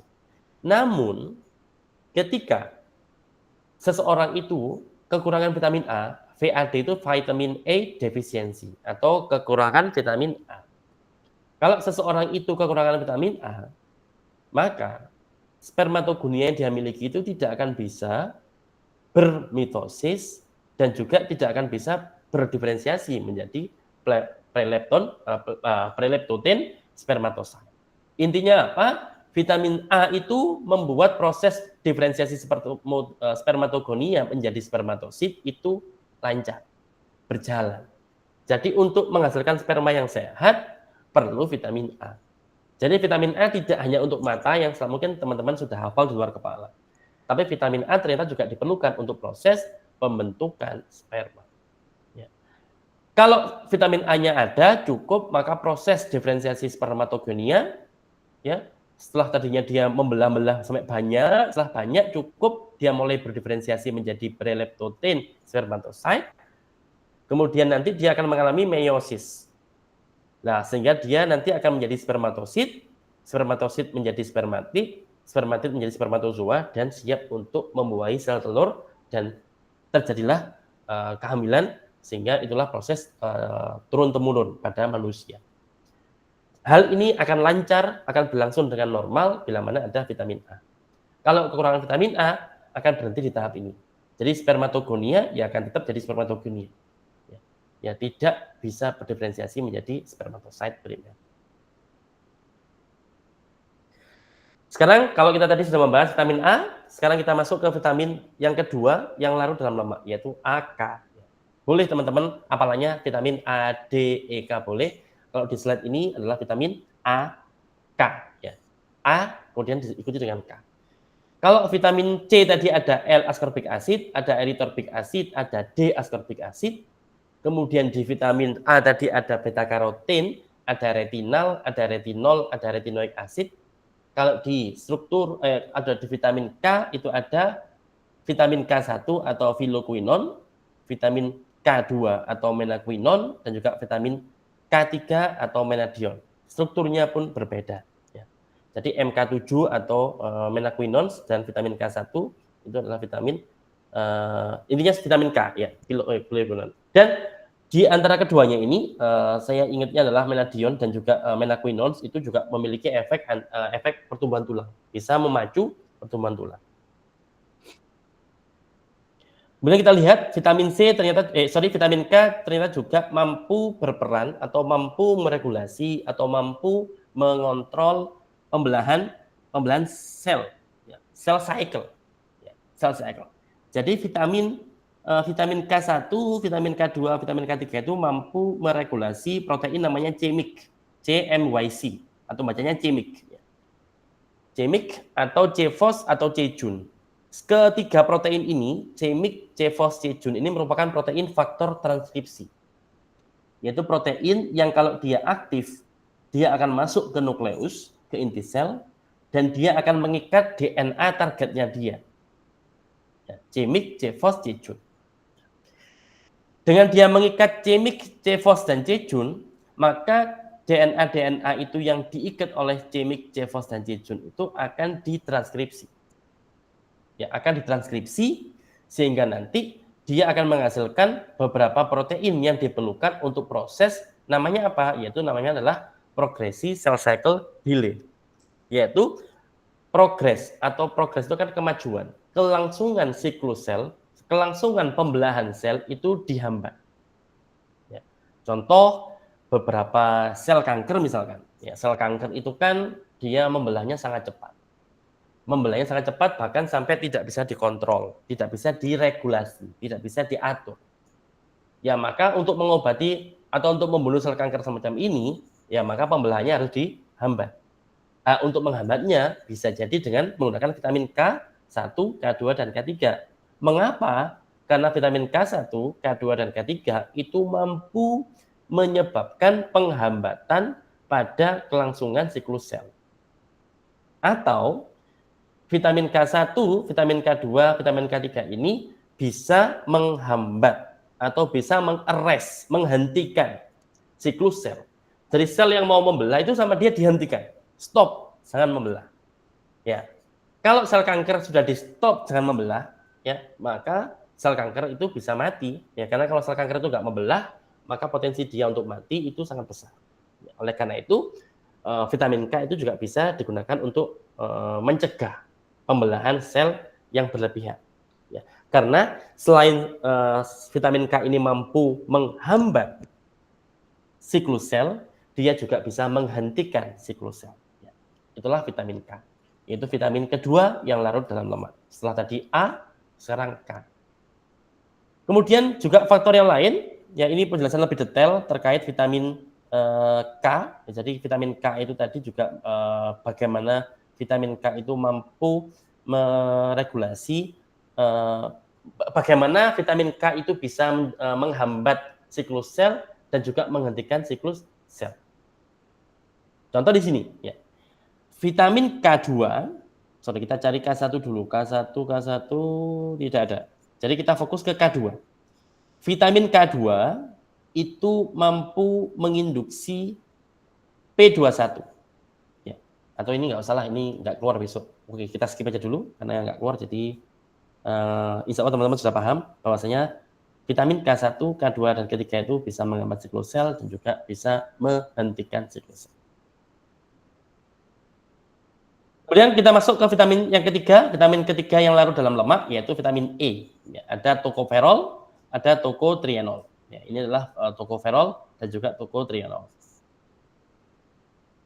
Vitamin E itu berperan penting, contoh kita fokus pada alpha tocopherol. Ya, alpha tocopherol itu yang ini. Ya. Kita tahu bahwasanya alpha tocopherol ini mempengaruhi makrofag. Makrofag itu sel darah kita yang dia itu bisa berdiferensiasi, bisa berubah menjadi osteoklas. Osteoklas adalah sel tulang yang tugasnya untuk menghancurkan tulang yang sudah tua atau yang rusak. Jadi osteoklas lawannya adalah osteoblas. Osteoklas itu bisa dibentuk dari makrofag. Ya. Jadi makrofag ini merupakan sel darah kita yang dia itu punya kemampuan untuk memakan fag. Ya, FAG, makrofag. Jadi dia itu mampu memfagosit apapun, terutama yang bakteri misalkan. Ya. Jadi misalkan kalau makrofag ini memakan bakteri, maka dia akan masukkan bakterinya ke dalam dirinya, ke dalam selnya. Dalam bakteri nanti dalam tubuhnya, dalam selnya itu bakterinya akan difragmentasi, dihancurkan. Kemudian fragmen-fragmen bakteri itu nanti akan ditampilkan di permukaannya makrofag ini. Maka dalam konteks ini, makrofag sudah memiliki fungsi sebagai APC, ya, antigen presenting cell, atau sel yang mempresentasikan antigen. Antigen itu benda asing. Kenapa kok benda asing? Karena kan tadi bakteri, ya, asalnya bakteri. Ya. Jadi makrofag itu juga bisa dipengaruhi oleh alpha tocopherol. Kemudian alpha tocopherol juga bisa mempengaruhi sel dendritik. Ya, sel dendritik juga memiliki fungsi yang relatif sama. Ada sel dendritik yang dia itu hidupnya tinggal di bawah kulit kita. Dia di sana dia itu stay, ya. Di sana dia bertahan dan dia nanti menunggu. Kalau ada infeksi yang masuk dari kulit kita, menerobos kulit kita, maka sel dendritik pun juga akan memiliki fungsi yang sama dengan makrofag tadi. Dia bisa menjadi APC atau antigen presenting cell. Kemudian ada juga sel T. Alpha tocopherol mampu meningkatkan sel T. Apanya? Proliferasinya. Pembelahan sel T itu meningkat dengan adanya alfa tokoferol. Apa itu sel T? Sel T itu sel imun tubuh kita. Jadi tentaranya tubuh kita gampangnya. Ya. Jadi sel T itu tugasnya keliling-keliling tubuh kita untuk mencari apakah ada sel yang terinfeksi. Kalau ada yang terinfeksi, maka oleh sel T ini dibunuh sel itu. Meskipun sel itu adalah sel tubuh kita, ya, tapi kalau sel itu terinfeksi dan membahayakan tubuh kita yang lainnya, maka sel T ini bertanggung jawab untuk membunuh sel itu. Untuk apa? Supaya efek negatif dari sel yang terinfeksi tadi tidak menyebar. Itu sel T. Kemudian juga ada sel B. Ya, jadi alfa tokoferol atau vitamin E ini juga mampu mempengaruhi sel B. Sel B itu adalah sel yang memproduksi antibodi. Teman-teman kemarin ingat kalau saya tidak salah di kelas D itu memproduksi antibodi, yaitu antibodi yang kayak teman-teman vaksin. Ingat kemarin teman-teman dapat vaksin COVID-19. Maksudnya vaksin itu apa? Jadi teman-teman disuntik bagian tubuhnya virus COVID-19. Supaya apa? Supaya tubuh teman-teman itu membentuk antibodi. Lah, antibodi itu protein. Lah, protein antibodi itu diproduksi oleh sel namanya sel B. Dan sel B ini dipengaruhi oleh alfa tokoferol. Jadi kalau teman-teman mengkonsumsi alfa tokoferol, maka kinerja sel B teman-teman itu menjadi meningkat. Kemudian juga ada NK cell atau natural killer cell. Ya. Jadi kalau teman-teman mengkonsumsi alfa tokoferol, maka aktivitas NK cell itu meningkat. Jadi banyak sekali manfaat daripada alfa tokoferol atau vitamin E secara umum. Next, sekarang kita masuk ke vitamin D. Jadi tadi sudah A, K, E, D. Berarti vitamin D merupakan vitamin terakhir dari kelompok vitamin-vitamin yang larut di dalam lemak. Ya. Kita tahu bahwasanya matahari itu akan ditangkap oleh vitamin D. Ya. Kita punya vitamin D di tubuh kita, ya. Atau kadang-kadang kita juga makan makanan yang mengandung vitamin D. Intinya matahari itu mengaktifasi vitamin D kita. Kemudian vitamin D itu ya, jadi vitamin D itu bisa kita ambil dari makanan juga, ya. Kemudian juga dari matahari juga ya. Tapi pada hakikatnya adalah matahari itu sinarnya mengaktifkan vitamin D yang ada di tubuh kita. Kemudian akan ditransfer menuju liver, kemudian akan dikonversi menjadi 25-OHD, kemudian nanti akan didistribusikan ke kidney, ginjal, pankreas, plasenta, paru-paru, kulit, dan juga makrofag. Jadi 25-OHD ini ya teman-teman, itu juga kalau di riset saya kemarin ketika di Jepang kemarin, itu juga mampu meningkatkan proses diferensiasi sel menjadi osteoblast, yaitu sel yang membentuk tulang baru. Jadi penting sekali vitamin D itu, tidak heran mengapa kok katanya kalau kita berjemur di pagi hari, itu kita akan mendapatkan suplai cukup untuk vitamin D, maka tulang kita akan sehat. Karena ini, ada salah satu senyawa intermediat dia yang memang penting untuk pertumbuhan tulang. Begitu pula dengan 1,25-OHD ini juga penting untuk pertumbuhan tulang. Ya. Jadi di tubuh kita mereka ini nanti akan berpengaruh. Jadi memang vitamin D itu akan diaktifasi dulu, kemudian diaktifasi di liver, diubah menjadi 25-OHD, kemudian nanti akan diproses berlanjut di organ-organ ini. Kemudian dia nanti akan berubah menjadi 1,25-OHD, dan baru nanti dia akan memunculkan efek di tubuh kita, efek biologisnya. Kemudian sekarang kita masuk ke mineral. Sebelum itu teman-teman, apakah ada pertanyaan tentang vitamin? Monggo, langsung aja di unmute suaranya. Oke, baik Pak. Saya mau menanyakan tentang vitamin B kompleks tadi Pak. Oke. Di antara banyaknya vitamin B kompleks itu, vitamin B berapa yang paling penting untuk kehidupan sehari-hari Pak? Ya, baik. Terima kasih Mas. Ya, jawabannya adalah tergantung Mas. Jadi pertanyaan semacam ini pertanyaan yang sangat sulit sekali dijawab. Karena pertama, kita itu butuh saja. Sehingga sebenarnya kita itu tidak perlu worry kalau kita makannya sehat. Makan sehat itu apa? Makan sehat adalah makan yang bervariasi. Karena contoh dalam 1 minggu, usahakan teman-teman itu makan makanan yang menunya beda-beda. Maka kalau kalian makan seminggu itu menunya beda-beda, itu sudah cukup sehat namanya. Jangan setiap hari teman-teman belinya lalapan. Depan kampus, setiap hari beli lalapan. Besok lalapan, lusa lalapan, dan sebagainya. Meskipun enak, murah, tapi kandungan yang ada di lalapan itu terbatas. Jadi Senin 8, Selasa apa, Rabu apa, Kamis apa, Jumat apa, Sabtu apa, Ahad apa, Senin depan lagi dan 8 lagi. Ya, hal yang sama juga teman-teman boleh Indomie misalkan. Ya, Indomie hari Ahad. Misalkan contoh kalau saya di rumah itu sama istri saya hanya boleh makan Indomie itu hanya di hari Minggu. Itu pun kalau terpaksa banget. Kalau enggak ya enggak usah Indomie. Intinya kita itu cukup perlu untuk mengganti menu makanan kita. Ya. Dengan mengganti menu makanan kita, ingat tadi bahwasanya di setiap bahan makanan itu tidak hanya mengandung satu vitamin B saja. Ada B1-nya, ada B6-nya, ada B macam-macamnya. Nah, kalau ditanya mana yang terpenting itu menjadi tergantung pada kebutuhan tubuh kita. Maka setiap orang pasti berbeda. Nah, oleh karena itu lebih amannya adalah yang itu Mas, dengan ganti makanan ganti menu makan itu sudah pasti kebutuhan kita akan vitamin terpenuhi. Jawaban saya itu Mas, karena ngapunten saya belum bisa jawab yang spesifik. Ya karena itu tadi, setiap orang berbeda, kemudian setiap makanan itu juga berbeda. Sekarang gini Mas, bahan makanan pun juga kandungannya berbeda dalam artian dosisnya. Kalau tadi bahan yang disebutkan di sini adalah contoh ada gandum. Gandum yang ditanam di Amerika dengan gandum yang ditanam di Indonesia, misalkan contoh di Mojokerto dengan ditanam di Jakarta misalkan, maka kandungannya pun akan berbeda. Ya. Oleh karena itu, paling aman itu memang tiap hari, ayo kita niati sekarang, setiap hari pokoknya menunya harus ganti. Wes pokoknya sekarang lalapan, besok sop, besok nasi padang, 10.000 aja wes nggak apa-apa. Ya, itu demi kesehatan kita, demi kesehatan teman-teman nanti di usia mendatang. Karena teman-teman ingat masih muda sekali, jangan disia-siakan umurnya eman-eman hanya demi demi lalapan setiap hari. Ya. Lalapan bagus, tapi kalau setiap hari nggak bagus. Ya. Jadi itu. Kalau teman-teman punya dosen favorit, ya, kalau dosen favorit itu setiap hari ngajar jenengan, maka bisa jadi nggak jadi favorit lagi. Ya. Pokoknya yang kebanyakan itu pasti tidak baik. Ya. Itu masih jawaban dari saya.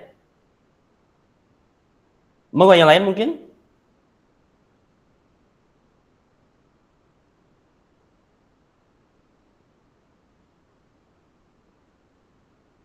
Monggo langsung saja. Monggo langsung saja. Baik Bapak, saya izin bertanya terkait tadi yang sudah disampaikan. Saya ingin bertanya Bapak, bagaimana vitamin B12 ini dia berperan dalam proses sintesis asam nukleat dan metabolisme lemak. Apakah bisa dijelaskan Pak secara simpel aja Pak? Makasih Pak. Baik Mbak, terima kasih. Ya seperti yang tadi sudah disampaikan bahwasanya vitamin-vitamin ini kan terlibat dalam sintesis makromolekul ketika dia berperan sebagai koenzim. Ya, koenzim ini merupakan Ko itu adalah teman, partner atau rekanan. Kalau ada pendiri organisasi namanya founder, pendiri organisasi. Tapi kalau dia mendirikan tidak sendirian, ada teman-temannya namanya co-founder. Ya, sekarang ada namanya coenzyme. Coenzyme ini adalah berarti dia itu partnernya enzim. Jadi enzim itu bisa bekerja maksimal bila mana ada coenzimnya. Itu gampangan logika dari segi maknanya saja. Dalam konteks sintesis asam amino ataupun sintesis protein ataupun sintesis karbohidrat, makromolekul pokoknya. Kita tahu proses sintesis makromolekul itu merupakan proses yang sangat kompleks sekali, yang prosesnya itu bisa jadi bertahap demi tahap. Tahap. Dan setiap tahapannya itu ada enzim yang terlibat. Dan enzim untuk bekerja maksimal perlu vitamin B. Termasuk di dalamnya adalah B12 maupun tadi yang lain-lainnya. Ya. Maka kalau seandainya kandungan vitamin B12 yang misalkan tidak memenuhi, maka berpotensi enzimnya tidak bekerja secara maksimal. Sehingga bila mana diperlukan asam nukleat dalam jumlah yang tinggi dalam waktu yang cepat, sedangkan enzimnya tidak kerja maksimal, maka terjadi gap antara kebutuhan dengan supply, antara demand dengan supply. Maka bisa jadi ketika sel sedang butuh asam nukleat yang tinggi, tapi sel tidak mampu memenuhi kebutuhan itu, gara-gara apa? Gara-gara salah satu enzimnya itu mogok kerja. Kenapa kok mogok kerja? Gara-gara koenzimnya itu tidak tersedia. Ya, jadi itulah logikanya bagaimana vitamin B kompleks, misalkan contoh tadi B12 itu terlibat dalam sintesis makromolekul. Karena kalau vitamin ini itu berperan untuk menjadi koenzim, membantu kinerja enzim supaya enzim itu bisa bekerja secara normal. Ingat normalnya enzim. Ingat enzim itu kan dia disebut sebagai biokatalisator. Ingat ini penting. Mengapa kok dia disebut sebagai biokatalisator? Karena enzim ini mampu menurunkan energi awalan. Ya. Jadi untuk memulai sebuah reaksi itu diperlukan energi yang tinggi. Tapi kalau ada enzim, maka energi awalan ini tidak perlu tinggi-tinggi. Sehingga reaksi bisa cepat terjadi, cepat mulai, sehingga cepat selesai juga. Ya.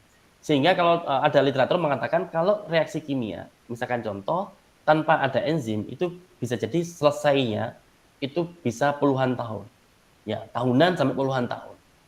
Tapi kalau ada enzim, itu proses itu bisa terjadi dalam hitungan detik, bahkan nanosecond, sangat cepat sekali. Ya. Termasuk tadi sintesis DNA. Kalau teman-teman mungkin nanti ketemu saya di mata kuliah lanjutan, misalkan contoh di genetika seluler molekuler, genetika sel mol, itu nanti akan saya tunjukkan bagaimana proses pembentukan asam nukleat dalam tempo yang real time. Ya. Jadi dalam real time ada videonya, maka dengan itu nanti teman-teman akan lihat bahwa prosesnya itu sangat cepat sekali. Maka bayangkan kalau proses secepat itu tidak didukung oleh enzim yang juga cepat. Kenapa kok nggak cepat? Karena nggak ada koenzimnya, maka sintesis asam nukleat akan sangat terhambat. Ya. Insya Allah begitu Mbak Puan ya. Ini Mbak Puan benar ya? Iya Bapak, terima kasih. Siap ya. Baik, kalau gitu saya lanjutkan dulu ya karena sudah jam 16.21. Kita supaya nanti bisa segera kuis karena saya khawatirnya teman-teman nanti kecewa kalau nggak ada kuis. Siapa tahu di kuisnya nanti akan ada soal yang keluar besok. Siapa tahu. Itu bukan bocoran ya. Kemudian kita masuk sekarang ke mineral. Hanya saja kalau soalnya nanti adalah soal multiple choice, makanya saya hanya butuh 10 menit. Kita mulai jam 5 persis, jam 17.10 menit selesai. Karena soalnya ada 20, satu soal 30 detik. Jadi teman-teman nanti harus cepat mengerjakan. Karena kalau tidak nanti akan saya tutup soalnya. Kemudian mineral sekarang. Nah, bedanya dengan vitamin. Kalau vitamin tadi adalah senyawa organik. Berarti kalau teman ingat organik itu kan senyawa yang dibentuk oleh CHON, ada P-nya juga. Nah, kalau sekarang mineral itu biasanya dia merupakan senyawa inorganik. Ya, inorganik dan dia pun juga diperlukan dalam tubuh dalam jumlah sedikit. Kalau dia mikronutrien. Tapi kalau kadang-kadang dia diperlukan dalam jumlah banyak. Contoh kalsium itu kita perlu dalam jumlah yang cukup banyak karena kalau kita makan kalsium ya, kita makan makanan yang kaya akan kalsium misalkan, maka nanti di tubuh akan disimpan. Ya, jangan khawatir. Ya, beda dengan vitamin tadi. Kalau kita makan vitamin terlalu banyak, maka vitaminnya itu akan dibuang dalam bentuk urin. Tapi kalau kita ada beberapa mineral yang kita memang perlunya banyak, contoh adalah kalsium, maka kalau kita terlalu banyak makan makanan yang kaya akan kalsium, di dalam tubuh kita, kalsium itu akan disimpan. Kayak kalau kita sedang kebanyakan glukosa. Kalau kita terlalu banyak glukosa, kita akan simpan glukosa itu menjadi glikogen. Dalam konteks kita sekarang, kalsium itu dalam tubuh kita akan diubah menjadi tulang. Ya, jadi tulang itu tidak saja sebuah jaringan, ya, atau bahkan organ juga bisa tulang itu. Tulang itu disebut jaringan, yang mana dia itu dibentuk dari kalsium. Ya, kalsium merupakan bahan yang diperlukan untuk membentuk tulang. Tapi di saat yang sama, ternyata tulang itu sendiri merupakan bentuk penyimpanan kalsium. Ya, jadi tubuh kita memang luar biasa. Jadi ketika kita kelebihan kalsium, kalsium itu disimpan dalam tulang, dalam bentuk tulang, bukan dalam tulang. Nanti ketika tubuh kita tiba-tiba kekurangan kalsium, maka nanti tubuh kita akan mengirim sinyal itu diterima oleh osteoklas nanti akan menghancurkan tulang yang ada tadi. Sehingga menjadi fragmen-fragmen atau menjadi remah-remah tulang. Ya. Jadi tulang yang sudah utuh tadi dihancurkan sedikit demi sedikit, sehingga nanti fragmen-fragmen tulang tadi akan berupa kalsium bebas. Sehingga ketika kalsium darah tadi misalkan contoh awalnya rendah, dengan adanya mekanisme penghancuran tulang yang terprogram tadi, maka kadar kalsium darah akan naik lagi. Itulah luar biasanya tubuh kita. Kembali ke sini. Ya, sekarang kita masuk ke kalium dulu. Ya. Maka kalium itu merupakan mineral yang diperlukan tubuh kita, dan ingat kalium merupakan senyawa inorganik yang mana nanti dengan magnesium dia berperan dalam kontraksi otot. Ya. Selain itu kalium juga berperan dalam proses pertukaran gas dalam plasma darah. Jadi untuk pertukaran gas kita tahu bahwasanya darah kita itu mengandung gula darah. Darah kita itu ada sel darah merah. Di darah kita ada sel darah merah. Dan sel darah merah itu membawa hemoglobin. Hemoglobin membawa gas, membawa oksigen. Maka kalau kadar kalium itu sangat rendah, kurang ya, maka bisa jadi proses pertukaran gas dalam plasma darah itu menjadi terhambat. Ya. Kemudian natrium. Ya, natrium itu juga mineral di tubuh kita diperlukan. Ya, intinya kalau mineral ini teman-teman, jadi ada apa ya? Kadang-kadang dia itu juga berperan untuk menjadi senyawa-senyawa ionik. Ya. Ada natrium, ya, ada kalium. Natrium biasanya positif. Nanti kita jelaskan di belakang, insya Allah ada. Ya. Jadi kalau natrium berperannya untuk apa? Natrium berperan untuk pada konsentrasi tertentu dan dengan ion tertentu, maka natrium ini diperlukan untuk membantu kinerja sel saraf. Ya. Sel saraf itu memerlukan natrium. Tidak hanya itu, pertukaran gas dalam sel darah merah juga memerlukan natrium. Ya, jadi natrium juga sangat berperan untuk proses pertukaran gas dalam sel darah merah. Kemudian natrium dan klorida itu masuk dalam tubuh sebagai garam dapur. Jadi garam dapur kita itu masuk ke dalam tubuh kita dalam bentuk NaCl atau natrium klorida. Kemudian sebentar, saya tak ngecas, laptop saya baterainya habis.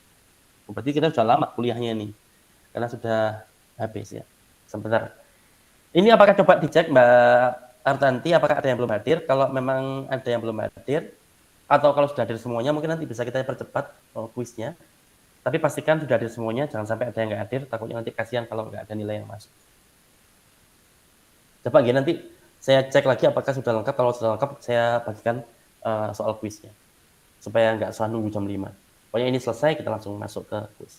Kemudian natrium juga berperan untuk pembentukan HCl lambung, ya, asam lambung kita. Kita tahu asam lambung kita merupakan sebuah mesin yang dia kondisinya sangat asam, yang memang kondisi asamnya itu diperlukan untuk kinerja lambung kita. Dan pembentukan asam lambung kita itu memerlukan natrium. Dan kondisi lambung itu sangat kontras dengan kondisi usus setelah lambung. Karena kondisi usus setelah lambung itu ada yang sifatnya basah. Lambungnya asam, kemudian nanti keluar lambung itu lingkungannya basah. Makanya nanti untuk menetralisir itu ada cairan bikarbonat yang dilepaskan oleh pankreas. Nanti dia akan menetralisir, jadi bahan makanan yang sudah dihancurkan di lambung akan diproses lebih lanjut di usus dalam kondisi yang luar biasa, significantly berbeda. Di lambung asam, di usus basah. Ini yang tadi kita singgung, kalsium.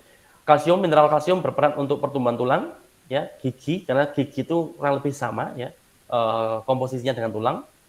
Kemudian dan juga penggumpalan darah. Kemudian pembentukan matriks tulang yang dipengaruhi oleh vitamin D dan juga fosfor. Ya. Jadi untuk tulang itu tidak saja vitamin D, ada juga nanti ada matriks tulang, ada kolagen juga, ada fosfor juga, ada vitamin D juga.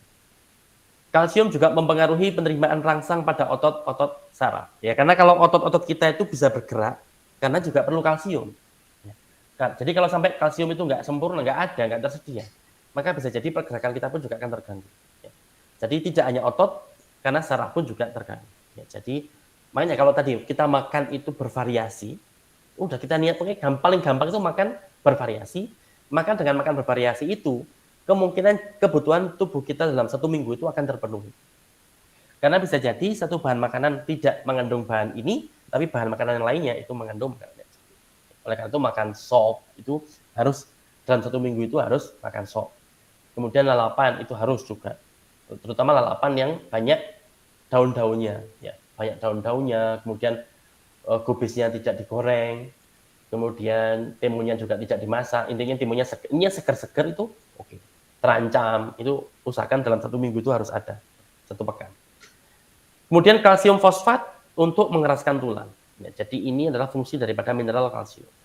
Kemudian kita masuk ke mineral fosfor. Yaitu mineral fosfor yaitu mempengaruhi semua proses pembentukan dan perombakan suatu zat. Fosfor.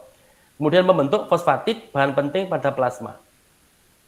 Kemudian kontraksi otot juga perlu, ya, perlu karena otot juga bisa bergerak memerlukan fosfor. Pembentukan tulang bersama dengan kalsium, fosfor ini turut serta dalam proses pembentukan tulang dan kemudian diperlukan dalam pembelahan inti sel dan pemindahan sifat-sifat keturunan. Berarti dalam proses pembelahan sel, terutama pembelahan inti sel, ya, itu diperlukan fosfor.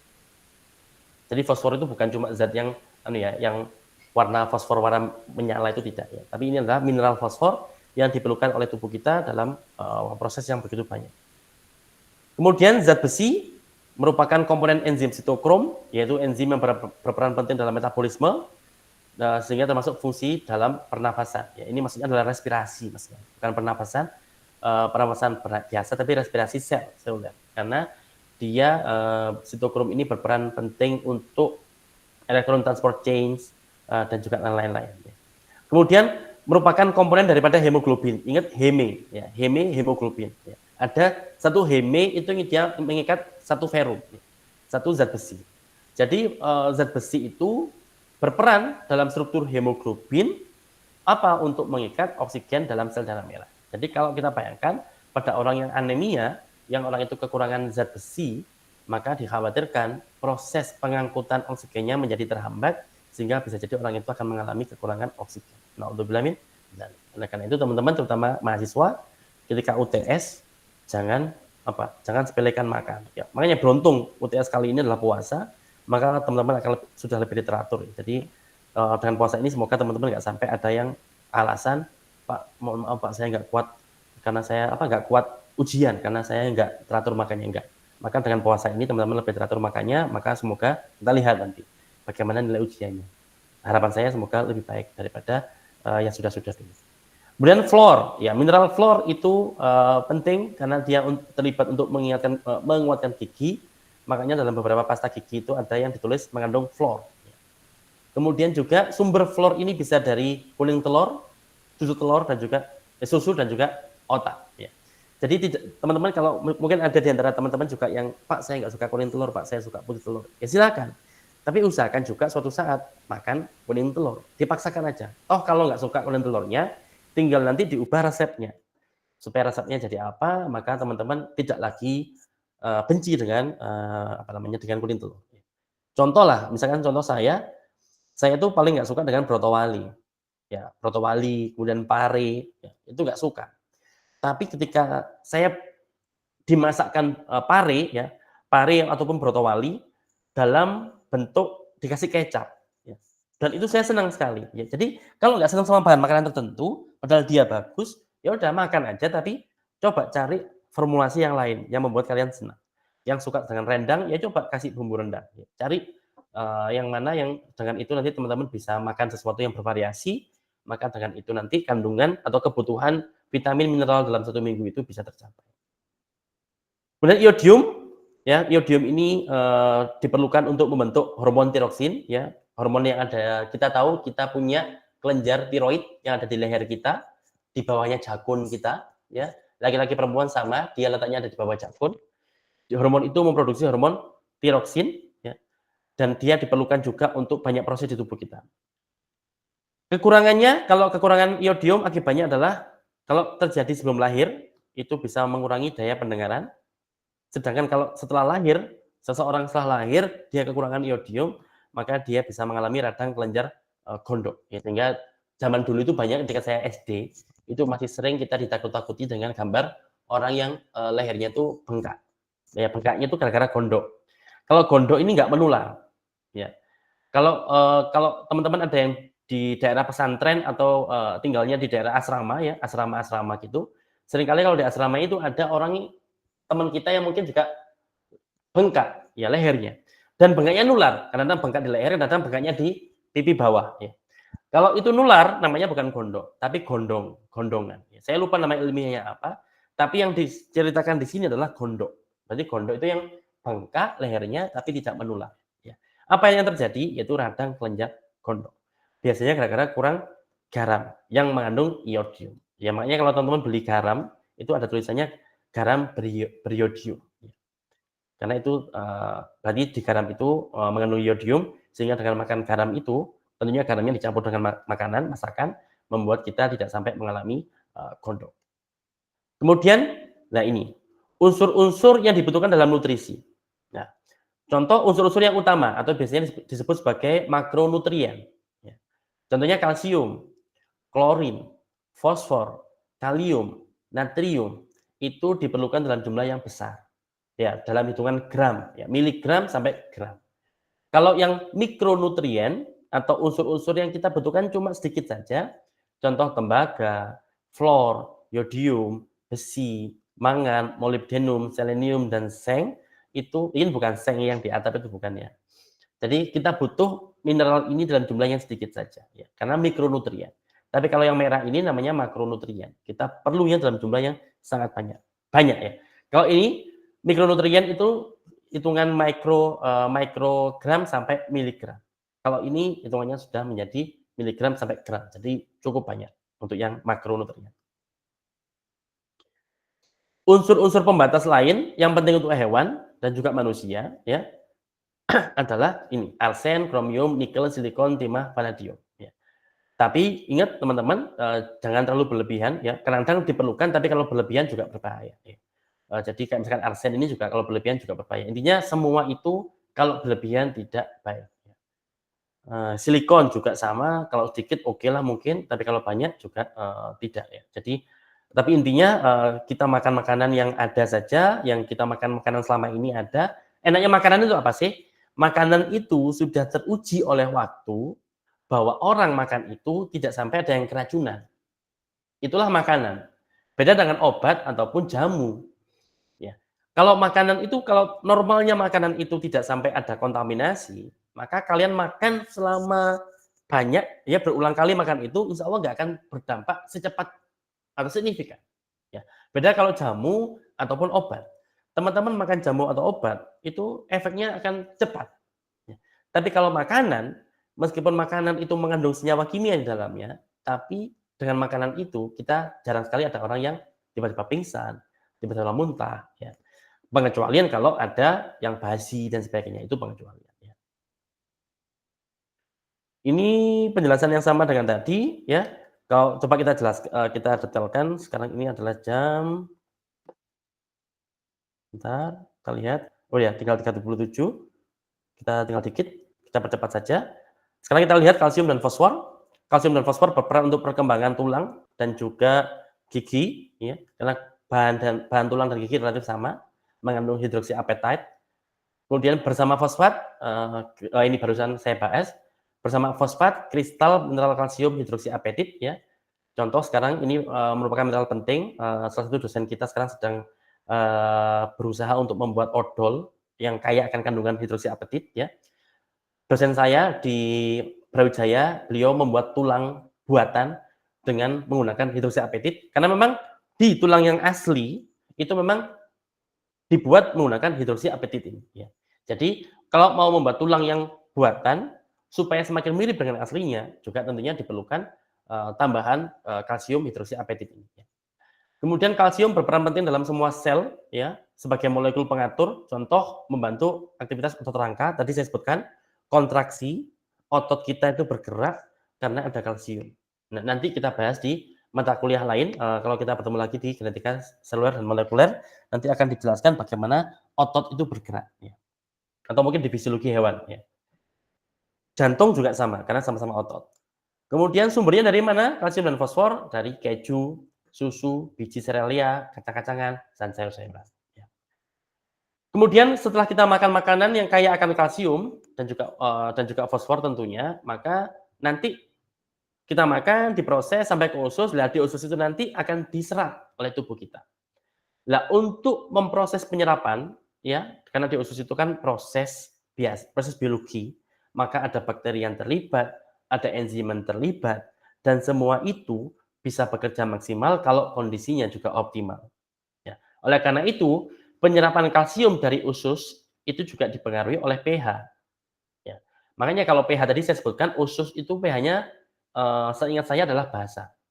Karena setelah keluar dari lambung yang asam, maka nanti di bagian awal usus itu nanti akan ada netralisir dengan bantuan cairan bikarbonat yang dikeluarkan oleh kelenjar pankreas. Jadi ada netralisir, maka ketika masuk ke dalam usus itu relatif basa. Nanti silakan dicek ya. Di sana nanti kalau ada perubahan pH, misalkan contoh karena ada makanan yang tertentu yang tidak bagus, maka makanan itu masuk ke usus, di usus itu nanti dia mempengaruhi pH, maka penyerapan kalsium yang ada di usus itu juga bisa terganggu. Kenapa? Ya karena tadi pH berperan penting sekali untuk penyerapan kalsium. Kemudian perbandingan kalsium dan fosfor dalam makanan. Rasio kalsium fosfor dalam makanan juga penting, ya, juga penting sekali. Mempengaruhi penyerapan kalsium di usus. Kemudian asam-asam lemak. Nah, nanti kita tahu lemak kalau orang yang gemuk itu tentunya kandungan atau timbulan lemaknya sangat tinggi, ya sehingga bisa jadi proses penyerapan makanan pada orang yang timbulan lemaknya tinggi juga berbeda. Kemudian asam-asam nabati tertentu juga turut mempengaruhi. Vitamin D juga turut mempengaruhi. Kebutuhan kalsium kurang lebih sekitar 800 mg per hari. Jadi nggak sampai 1 gram dalam 1 hari.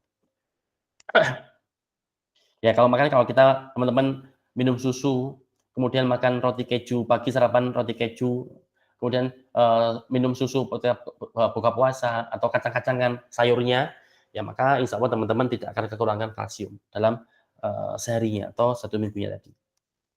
Fosfor dia berperan untuk dia diperlukan untuk asam nukleat karena kita tahu asam nukleat itu tidak saja gula, dia ada gulanya, ya gula deoksiribosa kalau DNA, kalau RNA gula ribosa, ditambah nanti ada fosfornya. Ya. Jadi memang fosfor diperlukan untuk pembentukan asam nukleat. Selain itu juga diperlukan untuk koenzim, ya, untuk koenzim, untuk membantu kinerja enzim. Enzim tidak bisa kerja maksimal kalau tidak ada fosfor.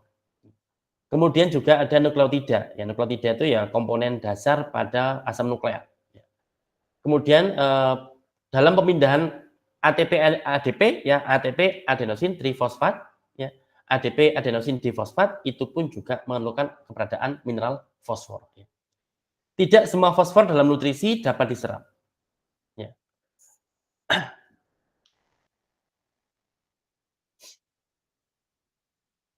Kemudian juga kalsium dalam tubuh kita itu juga bisa dia kayak tadi disebutkan sebentar kalsium. Ya, kalsium diperlukan untuk pembentukan matriks tulang. Ya, tulang itu pembentukannya memerlukan kalsium.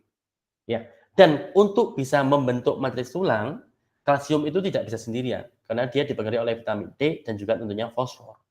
Maka ini adalah poin yang dimaksud dengan ini tadi. Ya. Jadi kalsium itu juga memerlukan adanya vitamin D supaya kalsium itu bisa diubah menjadi tulang normalnya. Makanya kalau kita teman-teman kalau pagi sampai sekarang pun kita diminta untuk kalau siang pagi jam 9 sampai jam 7 sampai jam 9 kita bercaring bahasanya. Bahasa Jermannya itu namanya caring di matahari pagi. Karena caringnya itu bisa mengaktifasi proses pengubahan senyawa-senyawa kimia di tubuh kita menjadi tulang yang sebenarnya. Jadi itulah pentingnya kita untuk tetap caring meskipun kita sudah di usia yang seperti ini.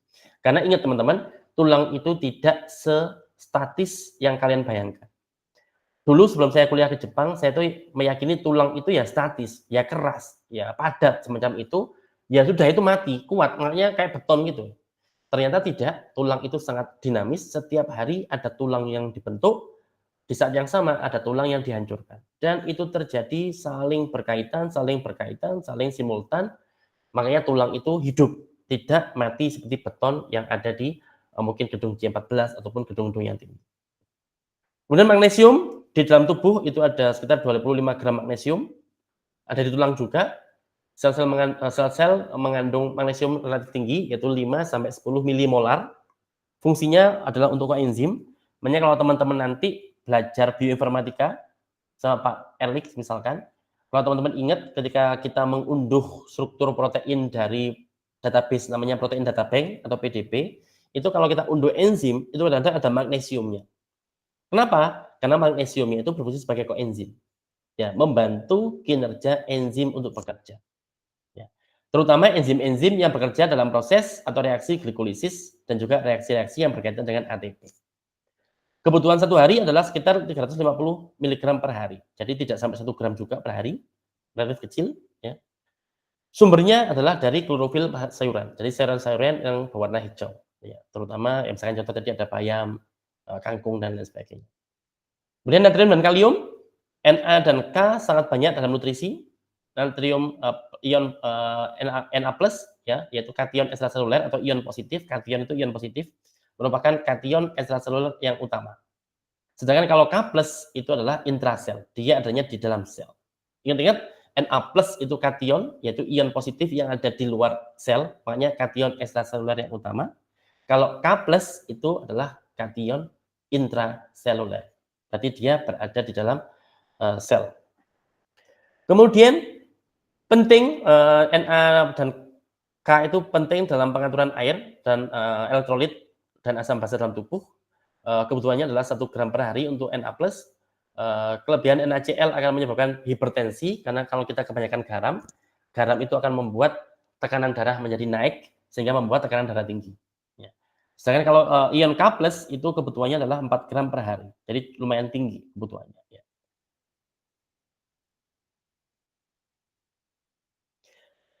Kemudian sumbernya itu adalah jeruk, tomat, dan pisang. Jadi itulah untuk yang ion kation K+, ya, atau bisa disebut juga potasium. Ya.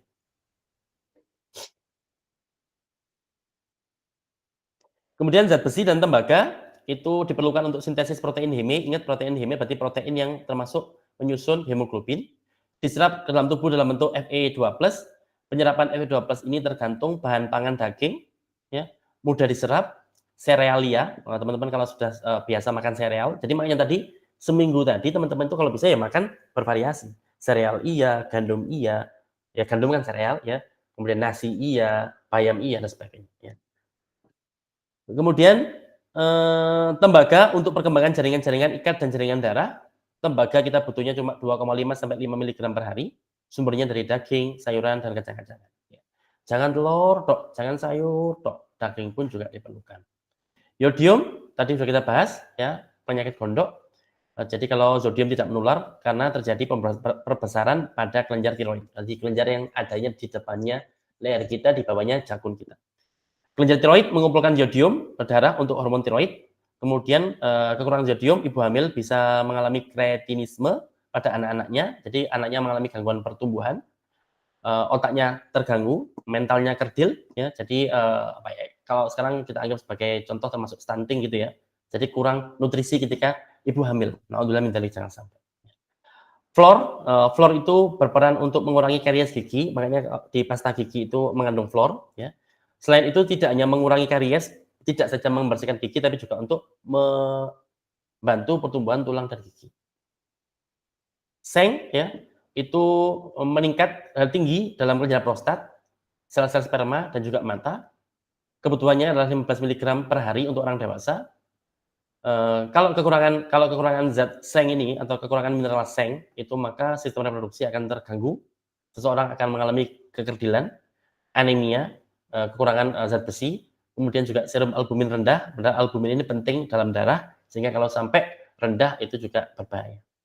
Kemudian timah, nikel, vanadium, kromium, silikon itu perlu untuk pertumbuhan tulang, jaringan-jaringan penghubung, tapi ini ingat mineral biasanya diperlukan dalam jumlah sedikit, kalau terlalu banyak bisa berbahaya. Kobalt, makanya kalau tadi kobalt ini merupakan bagian vital dari vitamin B12, karena nama lain dari B12 adalah kobalamin, ya, karena ada kandungan kobalt pada vitamin B12. Selenium, bagian penting dari enzim glutation peroksidase. Kemudian molybdenum, bagian dari gugus prostetik pada enzim kantin oksidase dan aldehyde oksidase, dan bisa jadi beracun kalau berlebihan. Kemudian tembaga, kobalt, mangan, seng, nikel kalau terlalu banyak itu juga bisa beracun. Intinya apapun yang kebanyakan itu bisa beracun. Ya, karena ya itu yang berlebihan itu nggak bagus, yang bagus adalah yang sedang-sedang saja. Itu sambil terakhir teman-teman, saya izinkan saya untuk membahas tentang air bentar, sedikit aja. Jadi air Mengapa air itu kok memiliki fungsi yang luar biasa? Karena kita tahu tubuh kita didominasi oleh air, sekitar 60-70% tubuh kita itu terdiri atas air. Air itu penting karena air itu memiliki sifat polar. Apa itu polar? Polar adalah sifat air di mana di dalam molekul air itu terdapat distribusi yang tidak merata. Distribusi apa? Distribusi muatan listrik. Kita lihat, ya, pada molekul air ini kan satu air, satu yang merah itu adalah oksigen, yang putih adalah hidrogen. Air kan H2O. Berarti satu ini adalah satu molekul air. Nah, di dalam satu molekul air ini ada H dan O. Yang H itu muatan parsialnya itu positif, makanya disimbolkan dengan tanda positif dekat H. Ya. Sedangkan di O itu muatan parsialnya adalah negatif. Jadi O-nya negatif, H-nya positif. Nah, perbedaan muatan pada air ini di antara H dan O-nya inilah yang membuat air itu disebut sebagai senyawa polar. Dan karena inilah air itu bisa membentuk ikatan dengan molekul air yang lain. Caranya bagaimana? Caranya adalah dengan membentuk ikatan antara H ya, antara atom H dari molekul ini, molekul air yang tengah dengan atom oksigen dari molekul air yang lainnya. Ya, jadi plus dengan minus gaya tarik menarik. Inilah penjelasan terkait bagaimana air merupakan senyawa polar dan karena kepolarannya air itu bisa mengikat atau membentuk ikatan hidrogen dengan molekul air yang lainnya. Ya, jadi gaya tarik antara molekul air satu dengan molekul air lainnya namanya kohesi. Ya, nanti ada adhesi. Kita contohkan di sini. Ya, contoh kita tahu bahwasanya air itu ada di tanah. Pohon butuh air untuk fotosintesis dan lain sebagainya. Nah, bagaimana air itu bisa naik ke atas daun? Ya, naiknya dengan cara apa? Tadi, dengan cara kohesi. Karena air itu punya daya tarik menarik antara satu air dengan air lainnya, antara satu molekul air dengan molekul air lainnya, kohesi. Di saat yang sama, air itu juga mampu membentuk gaya tarik menarik antara molekul air dengan jaringan silim, dengan dinding-dindingnya silim. Ya, jaringan silim. Kita tahu kan di tumbuhan ada silim dan floem. Nah, di silimnya itu dindingnya itu ada selulosanya. Dan selulosa ini mampu membentuk gaya tarik menarik dengan air. Nah, gaya tarik menarik antara molekul air dengan jaringan silim namanya adhesi. Jadi bagaimana air bisa naik dari akar, naik ke atas, itu karena ada adhesi dan juga kohesi. Kenapa kok air bisa mengalami adhesi dan kohesi? Karena air memiliki sifat polar. Hal yang sama juga terjadi pada kasusnya serangga air atau ganggang air ini. Kita tahu air itu, bayangkan ya, kakinya kan sangat kecil ya. Kakinya hewan ini kecil sekali. Bayangkan sekecil ini tapi bisa mengapung, mengambang di atasnya air. Kalau misalkan kakinya hewan ini itu datar, flat dan lebar, contoh semacam triplek gitu ya, maka tentu akan make sense kalau seandainya dia bisa berjalan di atas air semacam ini. Tapi kok bisa hewan dengan kaki yang sekecil ini itu bisa berjalan di atasnya air? Ya, karena air memiliki tegangan permukaan. Ya. Ingat teman-teman, molekul air itu memiliki gaya tarik menarik ke segala arah, ke kanan, ke kiri, ke atas, ke bawah. Bayangkan teman-teman, di air semacam ini, maka molekul air yang di bawah, ya, di bawah permukaan, itu molekul airnya itu ditarik ke kanan, ke kiri, ke atas, ke bawah. Ya. Kecuali molekul air yang ada di permukaan. Kalau molekul air yang ada di permukaan, maka dia cuma bisa ditarik-menarik muatannya adalah ke kanan, ke kiri, dan ke bawah. Dia nggak bisa ditarik ke atas. Karena yang di atas nggak ada molekul airnya. Di atas kan udara. Oleh karena itu, tegangan permukaan air itu tinggi di permukaan airnya. Ya, karena berbeda, karena nggak ada tekanan yang ke atas, nggak ada tarik menarik yang ke arah atas. Beda dengan molekul air yang adanya di bawah permukaan air. Ya, jadi kita sekarang ngomongnya adalah di bawah permukaan air dengan di atas permukaan air. Ya. Maka kalau yang di atas permukaan air, karena nggak ada gaya tarik-menarik molekul air ke atas, membuat tegangan permukaan air tinggi. Dan gara-gara tegangan permukaan air tinggi, membuat hewan ini mampu berjalan di atas air. Tidak hanya itu, ditambah juga di kaki ujungnya hewan ini itu ada lapisan yang sifatnya hidrofobik. Jadi semakin membuat hewan ini sakti, mampu berjalan di atas air. Ya, karena kita mustahil melakukan hal itu. Kemudian terakhir ini waktunya sudah habis ya, di es, kalau di es itu molekul air itu menjadi lebih renggang, sedangkan kalau di air yang fluid, yang cair itu ikatan hidrogennya lebih rapat. Makanya es itu sebenarnya lebih less density. Density-nya lebih kecil. Makanya es itu mengapung. Ya, es itu mengapung, sedangkan air itu pasti di bawahnya es. Kita lihat di kutub itu juga sama. Es itu memenuhi permukaan kutub, tapi di bawah es itu ada air. Dan di bawah es itu, di dalam perairan itu, banyak hewan yang masih hidup. Ya. Itulah hikmahnya. Karena dengan adanya es di permukaan tempat yang dingin, ya, es itu melindungi air di bawahnya menjadi tidak terlalu dingin. Jadi tidak ekstrim dinginnya. Ya. Kutub dingin, tapi perairannya tidak sedingin kutubnya. Tapi tetap dingin. Ya. Itulah hikmahnya bagaimana es itu bisa menjadi insulator. Ya. Jadi ini juga berkaitan dengan ikatan hidrogennya. Pada es, ikatan hidrogen yang dibentuk antar molekul air itu stabil, kuat sekali. Sehingga membuat es itu ya bentuknya kaku seperti itu. Beda dengan cairan, air.